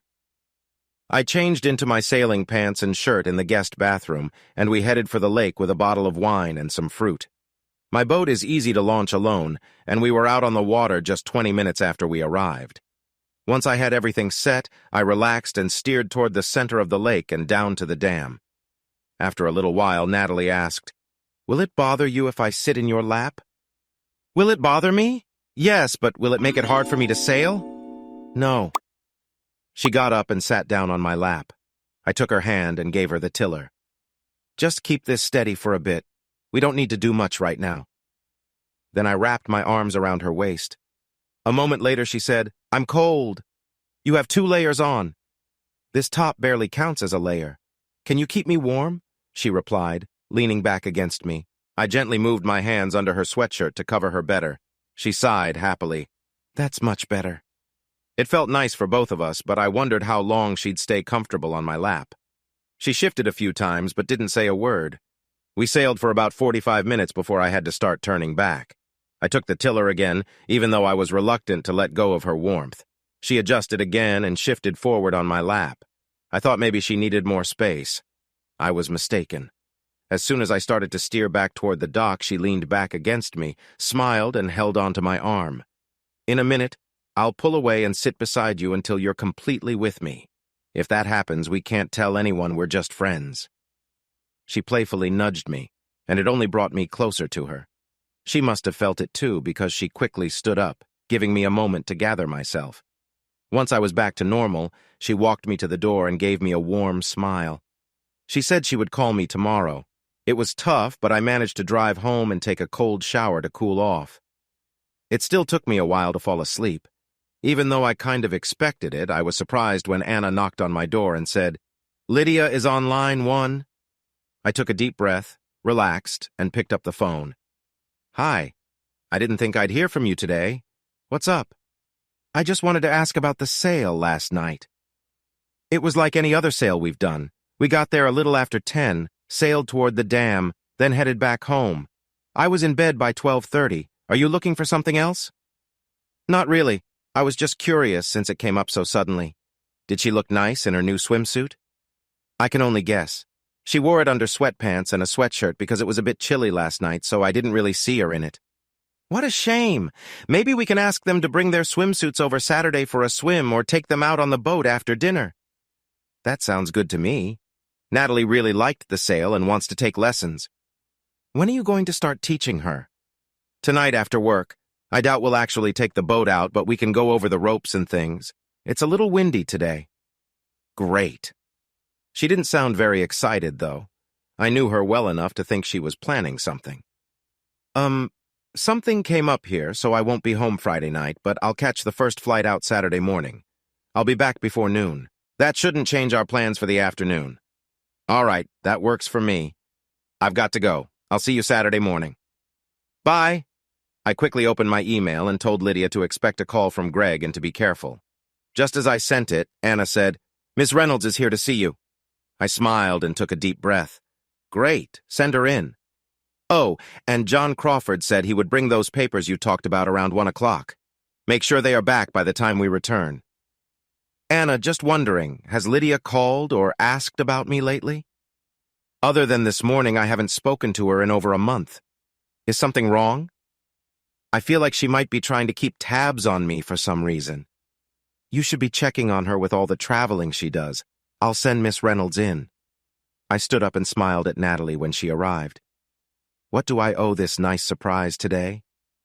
"John Crawford called. He said he'd bring the papers by 1 o'clock. I came early to see if you wanted to grab lunch before he gets here. I know a quiet little Greek place with good food." "Sounds like a great plan, but before we go, I just sent you an email." She raised her eyebrow. "I just spoke with Lidia, and I think you'll be hearing from Greg, too." "Ah, he called about half an hour ago. He seemed curious about what happened last night." "That's exactly what Lidia was asking. Let's hope our stories match well enough to avoid any questions." I told him we had a great time on the boat and got home around midnight. He asked if I wore the new swimsuit. I told him I did, but I had my sweat clothes on over it because it was chilly. We told the same story. Did he mention not coming home until Saturday? "Yes, he said he met a new client in Shreveport and needed to stay with him all day Friday, but he'd be back Saturday morning before noon. I take it Lidia told you something similar." I nodded. I have a feeling they might come in tomorrow night to see if we meet up. I'd like that, but I guess we won't see each other then. Maybe yes, maybe no. Let me think about it over lunch. We went to the Greek place and had a really nice meal. Before we left, we confirmed our sailing lesson for tonight, and I shared my plan for tomorrow night.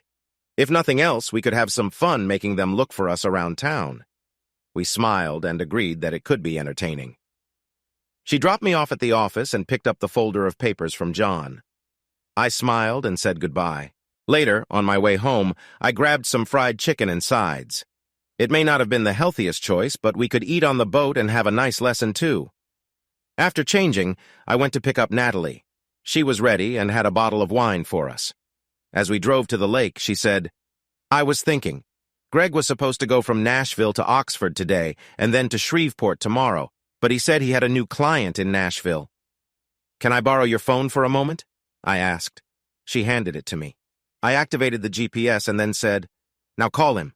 Did you tell him about our sailing lesson? Yes. I'm not sure he liked the idea. Call him and let him know we're going to the lake. Tell him there's no phone signal out there, so he shouldn't try to call or worry. Promise him we'll be back before dark, and he can reach out then if he wants to. She made the call and hung up. I took the phone, and the GPS showed the call was made to Nashville. He's still in Nashville. If he calls later, we can check again, but I doubt he's going anywhere. We also have some plans for tomorrow to see if I'm right. I love how you think. Let's focus on us. We have a sailing lesson first, and then maybe some fun practice since tomorrow night and the weekend look busy. I smiled and sped up. Natalie took to sailing like it was second nature. She struggled to remember the names of the ropes, but she knew what each one did. We took the boat out for an hour so she could practice, but then we brought it back because we'd promised to be home before dark. She asked questions all the way home, and I answered them. She was really excited about her new skills. We had eaten chicken while sailing and finished off the bottle of wine before we left. Just as we were about to get off the boat, she handed me a swimsuit I hadn't seen before. It looked new, but seemed to have been worn only once at most. It wasn't as revealing as the one I bought, but it was a size smaller and would still show some skin. I smiled and put it behind one of the cushions, along with the empty wine bottle in one of the storage lockers in the cockpit. She told me she wore it all afternoon to give it a used look. She got it cheaply at Walmart. On the ride home, we talked about what we would do when we got to her place. The main plan was that if either Lidia or Greg called, we could expect the other to call too. So whoever didn't get the call should head out to the patio with their phone and wait. This way, they couldn't catch us together like we did to them. Right at 8 o'clock, Natalie's phone rang, and she answered while I took my phone and walked to the patio. I heard her tell Greg she'd been home for about half an hour and was about to take a bath and unwind. I sat down and waited, and sure enough, my phone rang a minute later. Hi, Lidia. What's up? I was just missing you and thought I would call. You mentioned you'd be home before dark, so I waited to ring you. I hadn't told Lidia that. Natalie had said it to Greg. We got back about half an hour ago, and I dropped her off. I'm sitting on the patio, enjoying a drink and thinking of what to make for dinner. You didn't bring anything to the boat. You always do. Lidia had already eaten, so I thought I'd wait until I got home. So, how was your day? Pretty tiring. I think I'm going to rest early tonight. By the way, my flight arrives at 10:30 Saturday morning, so I should be home around noon. I'll probably be getting the ribs ready by then. Natalie said she'd come over around 1 o'clock to help with the vegetables. We think dinner will be ready around 4 o'clock. That sounds wonderful. I'm looking forward to it. If I don't talk to you tomorrow, I'll see you Saturday. Bye? I looked up and saw Natalie smiling at me. I took her phone to check, and then I checked mine. Both calls came from the same place in Nashville. Suddenly, I felt a bit worried. Did you tell Greg about eating on the boat? I mentioned to Lidia that you had eaten before I picked you up, and I waited until now to eat. She frowned. No, he didn't ask about that. I just said that we went to the boat for an hour to practice, and then you dropped me off at home. That's good to know. If it comes up on Saturday, we should both stick to the same story. You ate before we went, and I waited. I'm not sure it will come up, but it's better to be ready. All right, Mr. Perfect. Right now, I want to see if your affectionate gestures are as delightful as they were last night. Come on into the living room and sit on the sofa. I left around 10:30, trying hard to keep calm. Tonight, Natalie had been quite playful, making things more difficult to control. I had my hands roaming while we were together. It felt intense. Hopefully, by next week, we wouldn't have to worry about Lidia and Greg anymore. They would either reveal themselves over the weekend or just drop it. The next time they were both away, we were planning to enjoy time together. Friday morning started off with a hint of nerves. I wanted this situation resolved. I was considering going to see John next week to start the divorce process, but I had no solid evidence. Everything felt uncertain. The best option was to stay patient, but that was getting tougher. I had shared the plan with Natalie and gave her the phone numbers she needed. She would call around noon, and I would call a bit earlier to avoid raising anyone's suspicions. After that, she would email me what she found. At 11:30, I called the airline to confirm Lydia's 2:30 flight. They said everything was on schedule and she should land in Dallas between 4 o'clock and 4:30. I then called the hotel and asked to speak to her room. They informed me that she checked out at 11 o'clock and took a shuttle to the airport. One down, one to go. 30 minutes later, my computer beeped, indicating a new email. It was from Natalie, confirming that Greg was on the same flight as Lidia.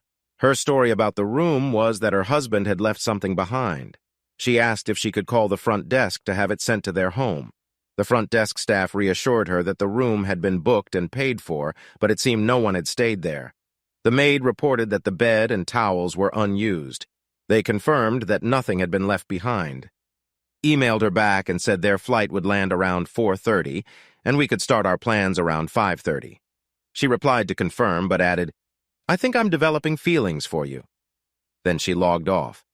I wasn't sure if I should say something back, so I decided to wait until we could talk face-to-face tomorrow. I grabbed a deli sandwich and ate it at my desk. At 2 o'clock, my phone rang. It was Lydia's boss. I had seen him at several work events and helped him with a small data project a couple of years ago.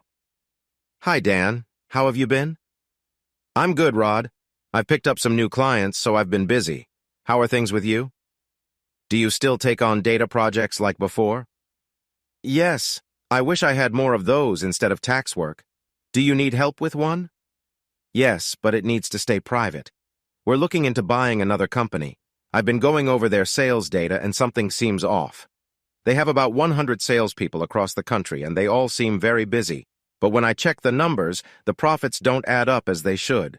I thought you might be able to analyze the data and see what the issue is." "I'd love to help. Do you have the paperwork or can you send it to me online?" "I can bring you a flash drive with the last 5 years of data. I've removed all the names to keep it confidential." "That works for me. I prefer not to see names. It helps me focus on the numbers. If you give me the data, I'll need about a day to sort through everything, so it'll cost around $1,000 or less. I'd pay you double if you can get to the bottom of this.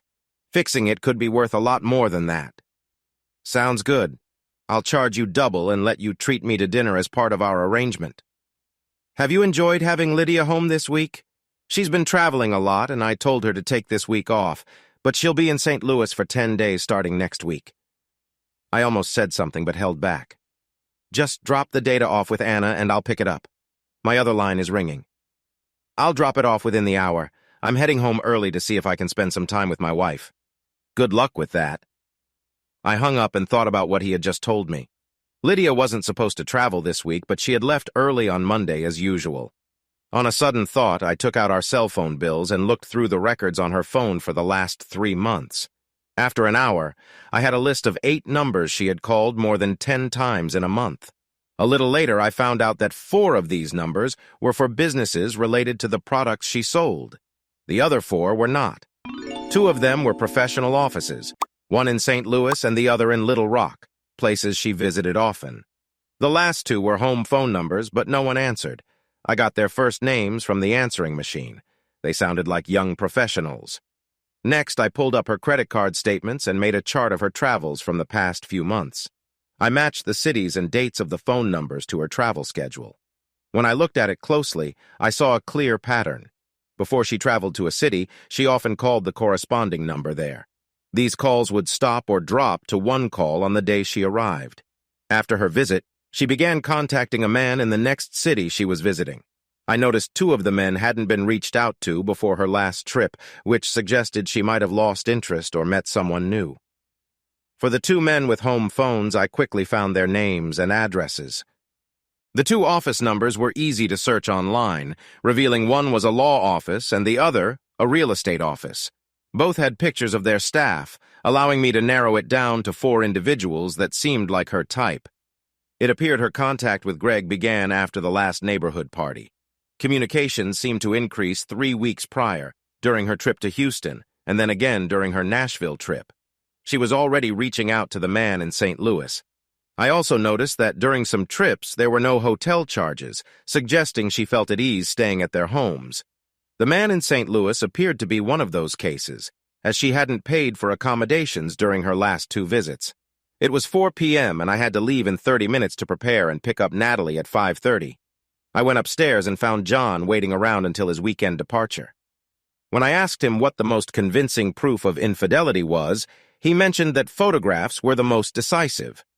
But he suggested that in a pinch, solid evidence would also serve well, though it wouldn't be guaranteed. I decided to contact a private investigator in St. Louis who could take on the case the following week. A quick online search provided me with 3 names that appeared trustworthy. The first was unavailable, the second sounded like an older man, and the third was a young woman starting her own agency after working with the older man for 4 years. I explained my situation to her, and she quoted a daily rate that seemed fair. I provided her with my credit card number, and she promised to keep in touch next week as developments arose. Having done all I could, I took a deep breath and left the office to prepare for the evening. I contemplated if I should tell Natalie what I had discovered, deciding it would be better to wait until we were away from home, perhaps in the truck or at the grocery store where we wouldn't be overheard. Being with Natalie suddenly felt crucial. She was my support during this challenging time. I changed into something casual and drove around the block on the lookout for an unfamiliar vehicle. I spotted a van that stood out. As I approached Natalie's house, I noticed one person in the van duck down while the other turned away. They were hard to miss. I parked and knocked on Natalie's door. Before she could jump into my arms, I told her to grab her purse and not to worry about the van at the corner. She smiled and went to get her purse. I opened the truck door for her, then backed out and drove in the opposite direction, noting that the van followed us slowly, staying about 1/4 of a mile behind. I quickly shared my findings with her. She looked surprised that Lidia was so organized and daring. We talked and agreed to stick to our plan for the night and take things as they came tomorrow. She took my hand and said, "I am so sorry for what you're going through, but I am here for you whenever you need me. I will probably need you a lot starting Monday after she leaves again. I will be there for you. Greg is also scheduled to be away next week. Do you want me to stay with you then?" "I would love that, but I think we should wait and decide on Monday after they're both gone." "I care about you, Dan. I know. I saw your note in the email and I feel the same way. I wanted to tell you in person. Hearing you say that makes me so happy. I'm ready to support you however I can. By the way, once I can get Greg to sign that paper, I plan to file for divorce. I didn't mention it, but I hired an investigator in Nashville. He has a full report with recordings and pictures. I should have everything by Monday. You can use them if you need to. I also hired an investigator today to look into her in St. Louis next week. If she does anything, it should help us both. After that, I will do my best to make you very happy for the rest of our lives." Oh, you really know how to charm me. We spent more than 2 hours visiting 2 farmers markets, 2 grocery stores, and a butcher shop to gather things for both of our homes and for dinner the next day. I could tell that Lidia was anxious just sitting and watching us go in and out of stores. By the time we were headed back to the house, I felt much better, and we had a great time. As we planned, we stopped at my house first to bring my things and her things into my kitchen. After that, we went to her house, and I helped her carry her bags inside. Once the last bag was in the kitchen, I stayed just long enough to share a gentle moment before I headed back home. I was going to prepare the ribs and then relax for the rest of the evening. Natalie was coming over around 11 o'clock in the morning to start on her vegetables. We would just see how the day went from there. After I finished my work, I was sitting on the sofa trying to watch a silly movie when I heard a soft knock at the patio door. It was Natalie. I let her in and then locked the door again. A moment later, she was in my arms, smiling at me. When she pulled back, she looked up at me and said, "I'm sorry. I couldn't wait. They are still outside in the van watching my house." I locked the doors and snuck out the back, then went through our neighbor's yard and jumped a couple of fences to get here. They sometimes drive around to check here, but then park at the end of the street. Now, come with me. Let's stop playing around. I'll sneak back home around 2 or 3 o'clock and come back like we planned. I didn't see any reason to say no to her change of plans. So we went into the guest bedroom, spent over 4 hours together, and enjoyed each other's company. She was very happy many times, and I was happy a few times, too. When she got dressed and left through the back door again, I felt tired but more relaxed than I had in months. I turned off the lights, climbed into my own bed, and reminded myself to wash the guest room sheets in the morning. In the morning, I showered, got dressed, and made coffee. Then I lit the grill and started making the coals nice and hot. I would add the apple chips when I put the ribs on. In 3 hours, we would have some really delicious and tender ribs. Natalie knocked at 10 o'clock, greeted me warmly, then simply said that she wanted to spend time together again but could wait. After that, she began preparing her vegetables for the day. She mentioned they must have left early because she had sneaked in through the back door, but they were gone by the time she got up. Lidia arrived at noon, looking a bit tired, and told us she had to get up early to catch her flight. About 30 minutes later, Greg knocked and entered with a similar story. Lidia went to the back with her bag, and Greg changed out of his travel clothes. We chatted, and slowly Lidia started to feel better and asked Natalie about her plans for Wednesday night and Thursday. Natalie replied happily and shared what we had been working on, which made Lidia smile. Greg mostly stayed quiet even when I offered him a drink. He accepted it but remained silent. As dinner was ready, everyone gathered at the table, soon praising the ribs, roasted veggies, and potato salad. Natalie and I were thrilled by the compliments. After dinner, Greg seemed to perk up a bit, and Lidia recovered her lively personality. We sat outside on the patio for about an hour, chatting about work and other topics. Finally, Lidia jumped up and suggested, "Let's go out in the boat and let Natalie show us what Danny taught her this week." There was a moment of silence until Natalie said, "Dan mentioned you might want to do that. I'm wearing my swimsuit under my clothes. I'm up for it." "Perfect. Let me change and we can go. Danny, you have your boat clothes, and Greg, you're fine like that." Lidia headed to the back while I went to the front bathroom to change. Greg exchanged a few words with Natalie, but I didn't catch what they said. As we drove to the marina, Lidia said, "Danny, we need to grab some ice. I brought tequila and some lemons and limes." I replied, "Sure," but it made me think of something I couldn't quite remember. I got a bag of ice and put it in the ice chest, and Lidia added the tequila. Then we unloaded and walked toward the boat. On the way, I ran into the marina manager. He pulled me aside and told me some high school kids had partied there the night before, wandering down the docks, and a few had gotten on some boats.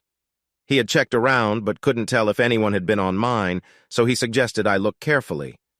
I agreed. Natalie asked what was going on, and I explained the situation. When we reached the boat and climbed aboard, I took a close look around but saw no signs of anyone being there. Just then, Greg said, "Well, it looks like someone has been here." He pulled a wine bottle from the locker. I nodded in response. Moments later, Lidia asked Natalie, "You were out here twice this week, right? Did you lose something?" She held up a bikini. Natalie blushed, but replied, "That is way too small for me. Besides, I wore the suit that Dan got me for my birthday both times. Look, I'm wearing it now." She lifted her shirt and let her loose shorts fall to reveal a matching lime green outfit. Lidia laughed. "I thought he might have gotten you something a bit more adventurous since he's a guy." Greg jumped in. "Good thing he didn't waste his money on that. She won't wear one. She says it shows too much, but isn't that what swimsuits are for?" Lidia cut him off. "Only for guys, Greg. Only for them." Natalie turned a deep shade of pink as this went on. I defended her. "It's okay, Natalie. When you're the captain, you can wear what you want and tell your crew to deal with it."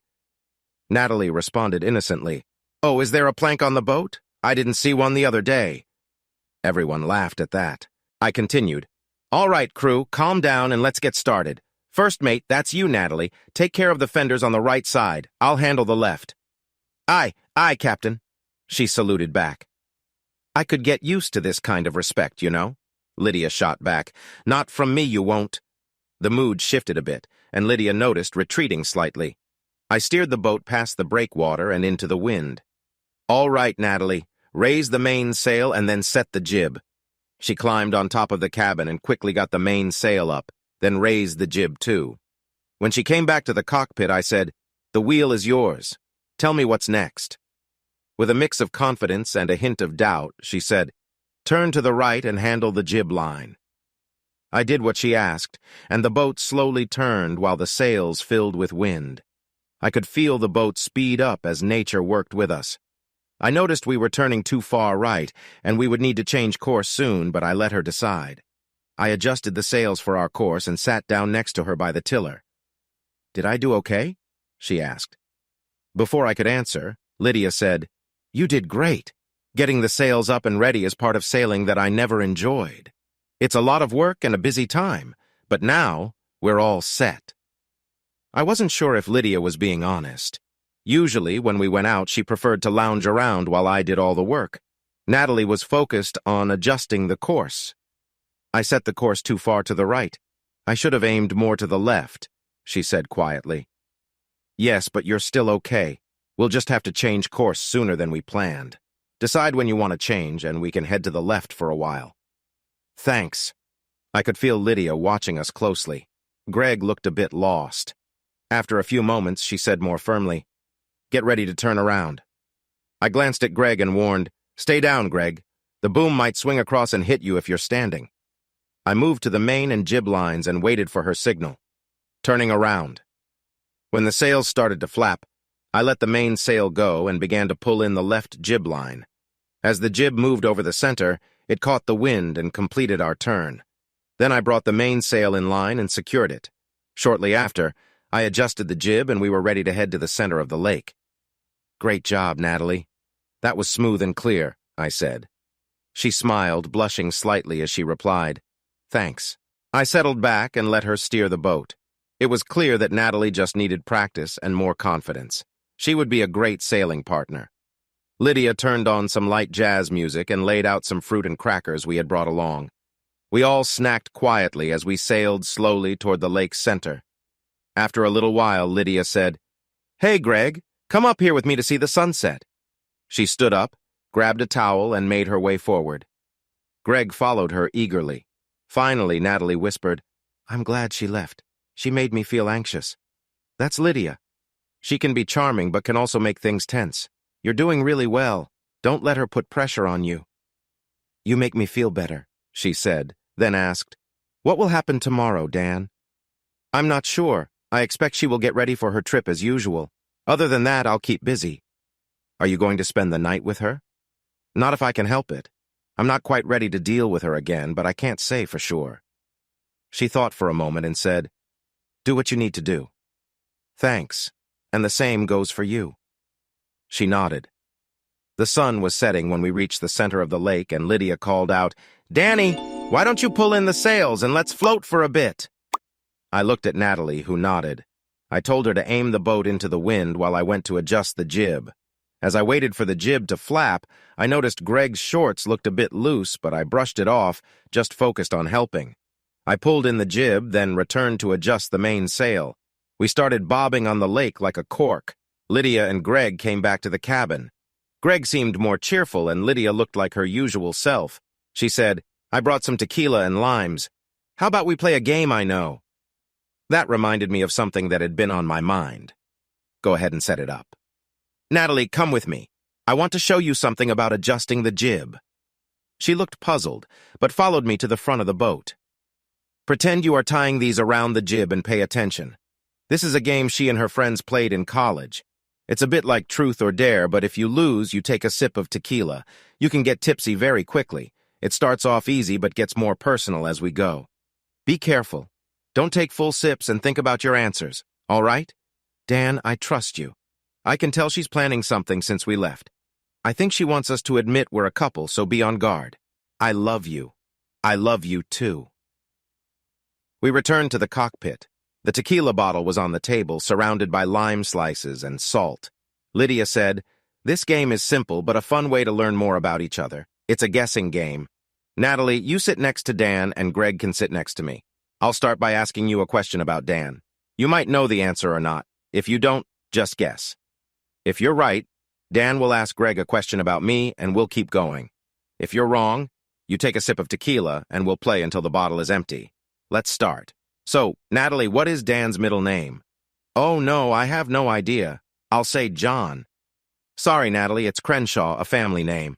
I poured her a small sip and handed it to her with a slice of lime. She took it bravely, but her eyes widened as the tequila hit her. Okay, Danny, you ask Greg something about me. Greg, what was Lydia's last name before she got married? How should I know? He reached for the bottle and took a large sip. Lydia said, It was Melendez. Now, Greg, you ask Dan something about Natalie. All right, where was she born? I shrugged. Somewhere in Texas, I really don't know. Natalie answered, I was born in Fort Worth. Is that close enough? Lydia said, Yes, that's good enough. Now, Natalie, you ask me something about Greg. Natalie asked an easy question, and we went through a few rounds like this. Mostly we guessed wrong and took sips. I could see Lydia was ready to make things a bit more interesting. Lydia looked at Natalie and asked, Dan has a mole on his body. Where is it? Natalie quickly replied, I know. It's on his lower back, just above his waist. Lydia looked surprised. How did you know that? When we were working on the sales on Thursday, he reached up and his shirt lifted a little, showing it just above his waist. I said, That's right, you're very observant. Okay, Greg, Lydia has a birthmark. Where is it? I decided to keep the momentum going. Well, it's kind of up here between her shoulder and chest. It looks like a star, Natalie replied. I looked at Lydia, who didn't seem worried at all. How did you know that? I asked. The other night at dinner, she wore a sleeveless top. When she leaned over, I noticed something unusual. At first, I thought it was a scar. He went on. Dan, what is Natalie's natural hair color? Natalie turned bright red.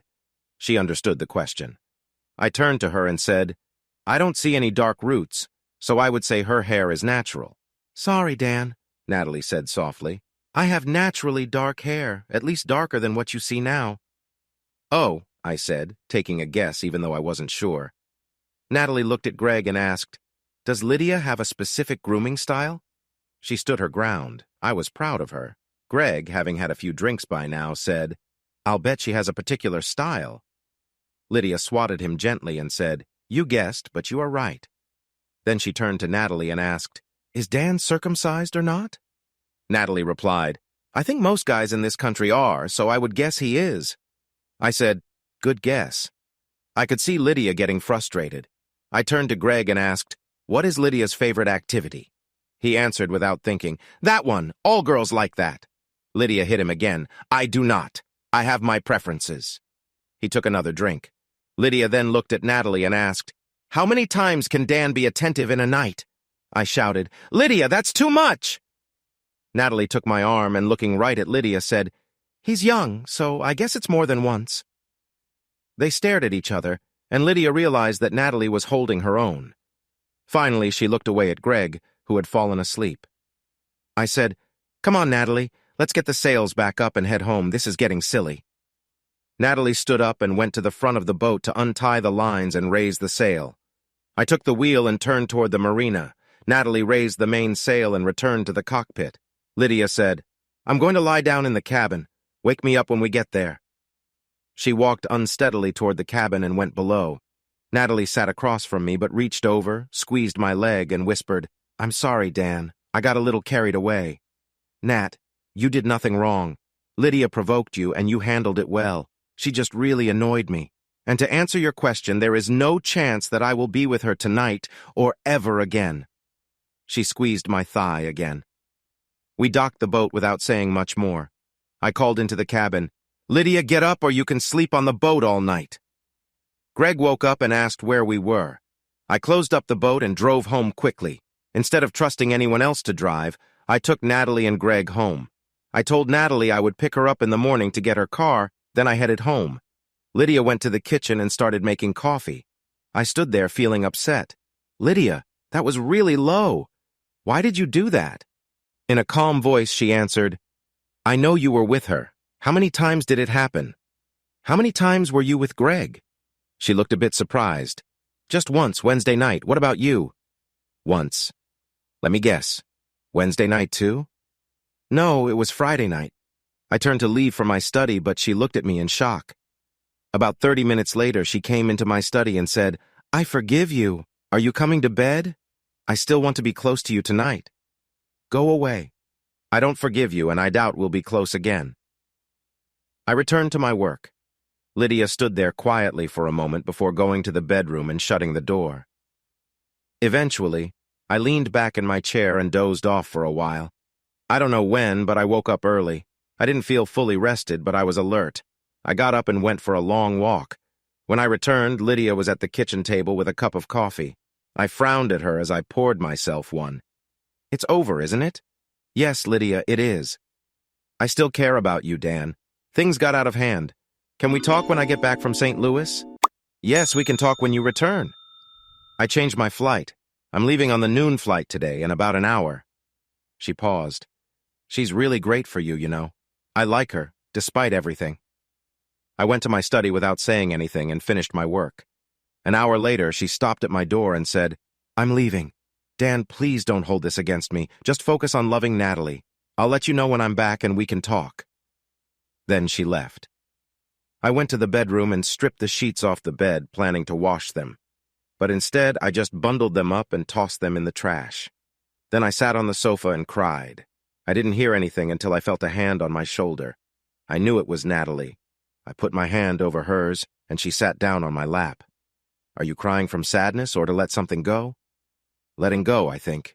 I'm not really sure. How are you?" "Dan, I let my tears out months ago. I'm okay. Greg is leaving for his trip this afternoon. Can I see you later? I came to get his car." "If you want to see me, I'd be happy to." "I'll be here after he leaves, and I'll bring a bag.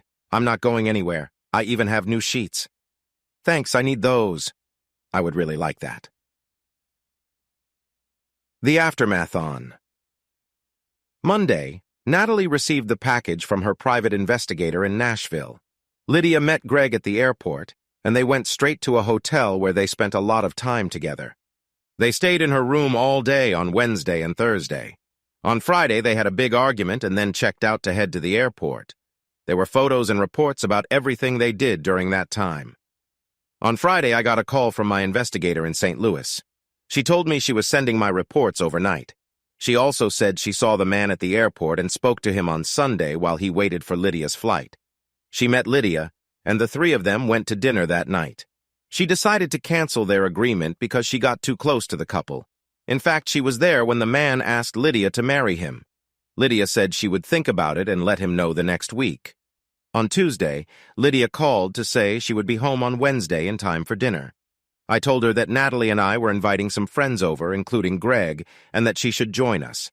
She said she was looking forward to it. I wasn't so sure about that, but we would see. On Wednesday, John Crawford and his wife, along with Bill Anderson and his wife, arrived early at 4 o'clock. Natalie quickly got along well with the wives, and John, Bill, and I found a comfortable space to talk, just like in our work life. Greg showed up at 5:30, and Lidia arrived at 6 o'clock. We sat down to a wonderful dinner of grilled chicken, rice, vegetables, homemade bread, and several bottles of wine. By the time we finished, even Lidia and Greg seemed pretty relaxed. I made coffee, and as we moved to the living room, Bill and his wife decided they wanted to have their coffee on the patio and invited John's wife to join them. In the living room, the five of us sat together, and John took the lead. "I think you all know that your marriages are coming to an end. To be clear, here are the files of Greg and Lidia's week in Nashville and Lidia's week in St. Louis last week. The question now is whether we settle this peacefully or bring in a lot of lawyers and make it a long process. So, Lidia, Dan is offering you a quiet, no-fault divorce and will buy out your half of the house. You can keep your job without any trouble or questions about using company funds for personal reasons. Greg, Natalie is offering you the same deal. This won't go to court. Any questions?" Lidia didn't look at the files on the coffee table and said, "I need to use the restroom. I'll be right back." I noticed she took her phone with her. Greg, on the other hand, had a question. Well, Natalie bought our house with money from her own account." "It's in her name, and I have nowhere to go," John said. He continued, "I forgot to tell you that Natalie has a special offer for you. You can stay in the house as long as you want, and she will give you half of the money when it sells. But you have to agree to the divorce without arguing and make some small changes to your prenuptial agreement. These changes help protect what you own separately and clarify that her writing work belongs to her." Greg listened quietly and replied, "Oh." Lidia came back in, smiling. "I've accepted Dan's offer. I'm moving to St. Louis next week for a job with my company. Thank you, Dan. That's very kind of you." Greg looked upset. "But Lidia, what about us?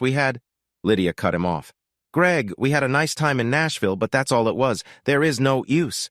My future is in St. Louis now." Greg looked sad, but agreed to the divorce terms. He wanted to focus on putting his life back on track. John said, "Here are the papers if you want to go over them with a lawyer. They're simple. If you sign them, the divorce will be final in 60 days. Any questions?" Lidia shook her head and said, "No, I just need to return to my hotel. I'll contact you about my things from the house." Greg left too, mumbling something under his breath, including the phrase, "mean person." After that, the three of us joined the other three on the patio for coffee and conversation. For the first time in public, Natalie and I held hands in front of our friends. The next 2 months were mostly quiet. Natalie and I moved her things into my house while packing up Lydia's belongings. We also started fixing up the house to make it ours. Greg stayed in the house for 6 weeks. I found out that a project I did for Lydia's boss was linked to Greg's company. He had been their top salesperson, but his numbers had dropped significantly when it came to profits. After the merger, they talked to him and offered a few choices. Since they all meant answering to a new boss in St. Louis, he decided to decline and moved to Nashville to work with an old client. We continued to be friends with John, Bill, and their wives. After Greg moved out, Natalie sold their house to John and his wife at a fair price and sent Greg half of the money. Natalie and John's wife spent a lot of time together creating gardens at both homes. Bill and his wife liked sailing, so the four of us often went sailing on weekends, including a week trip offshore to Houston. Lidia got a promotion and built a new life in St. Louis with her lawyer boyfriend. Rumors said that the investigator moved in with them too, and that the three of them were very happy together. As for Natalie and me, we got married a week after our divorces were final. The next month, she received a royalty check for over $100,000, along with a contract for 2 more cookbooks. Her novel was also bought by a movie producer and made her just under $1 million. My business grew, and John, Bill, and I worked together on several projects. We decided to buy a building together to share the space. Anna got her CPA and became my partner. The only real issue we faced was at the next neighborhood party. We introduced John and his wife to everyone, but many people seemed curious about what happened to Lidia and Greg. None of us wanted to answer any questions, and after a couple of months, nobody asked anymore. I was mostly happy because Natalie shared her pregnancy news while we celebrated our 3rd-month anniversary out on the lake with Bill, John, and their wives. 2 months later, both of their wives were also expecting. At our September neighborhood party, Natalie leaned in and whispered to me, "What interesting things do you see in that couple over there?" I playfully teased her and said, "I don't see anything interesting except for what's going to happen when we get home." She smiled and replied, "You always know how to make me feel appreciated." Hey, audience, if you liked this video and want to keep up with more thrilling stories, make sure to subscribe to Prince Cheating Tales and hit the notification bell. You don't want to miss out on our upcoming adventures. Thanks for watching, and we'll see you in the next wonderful story.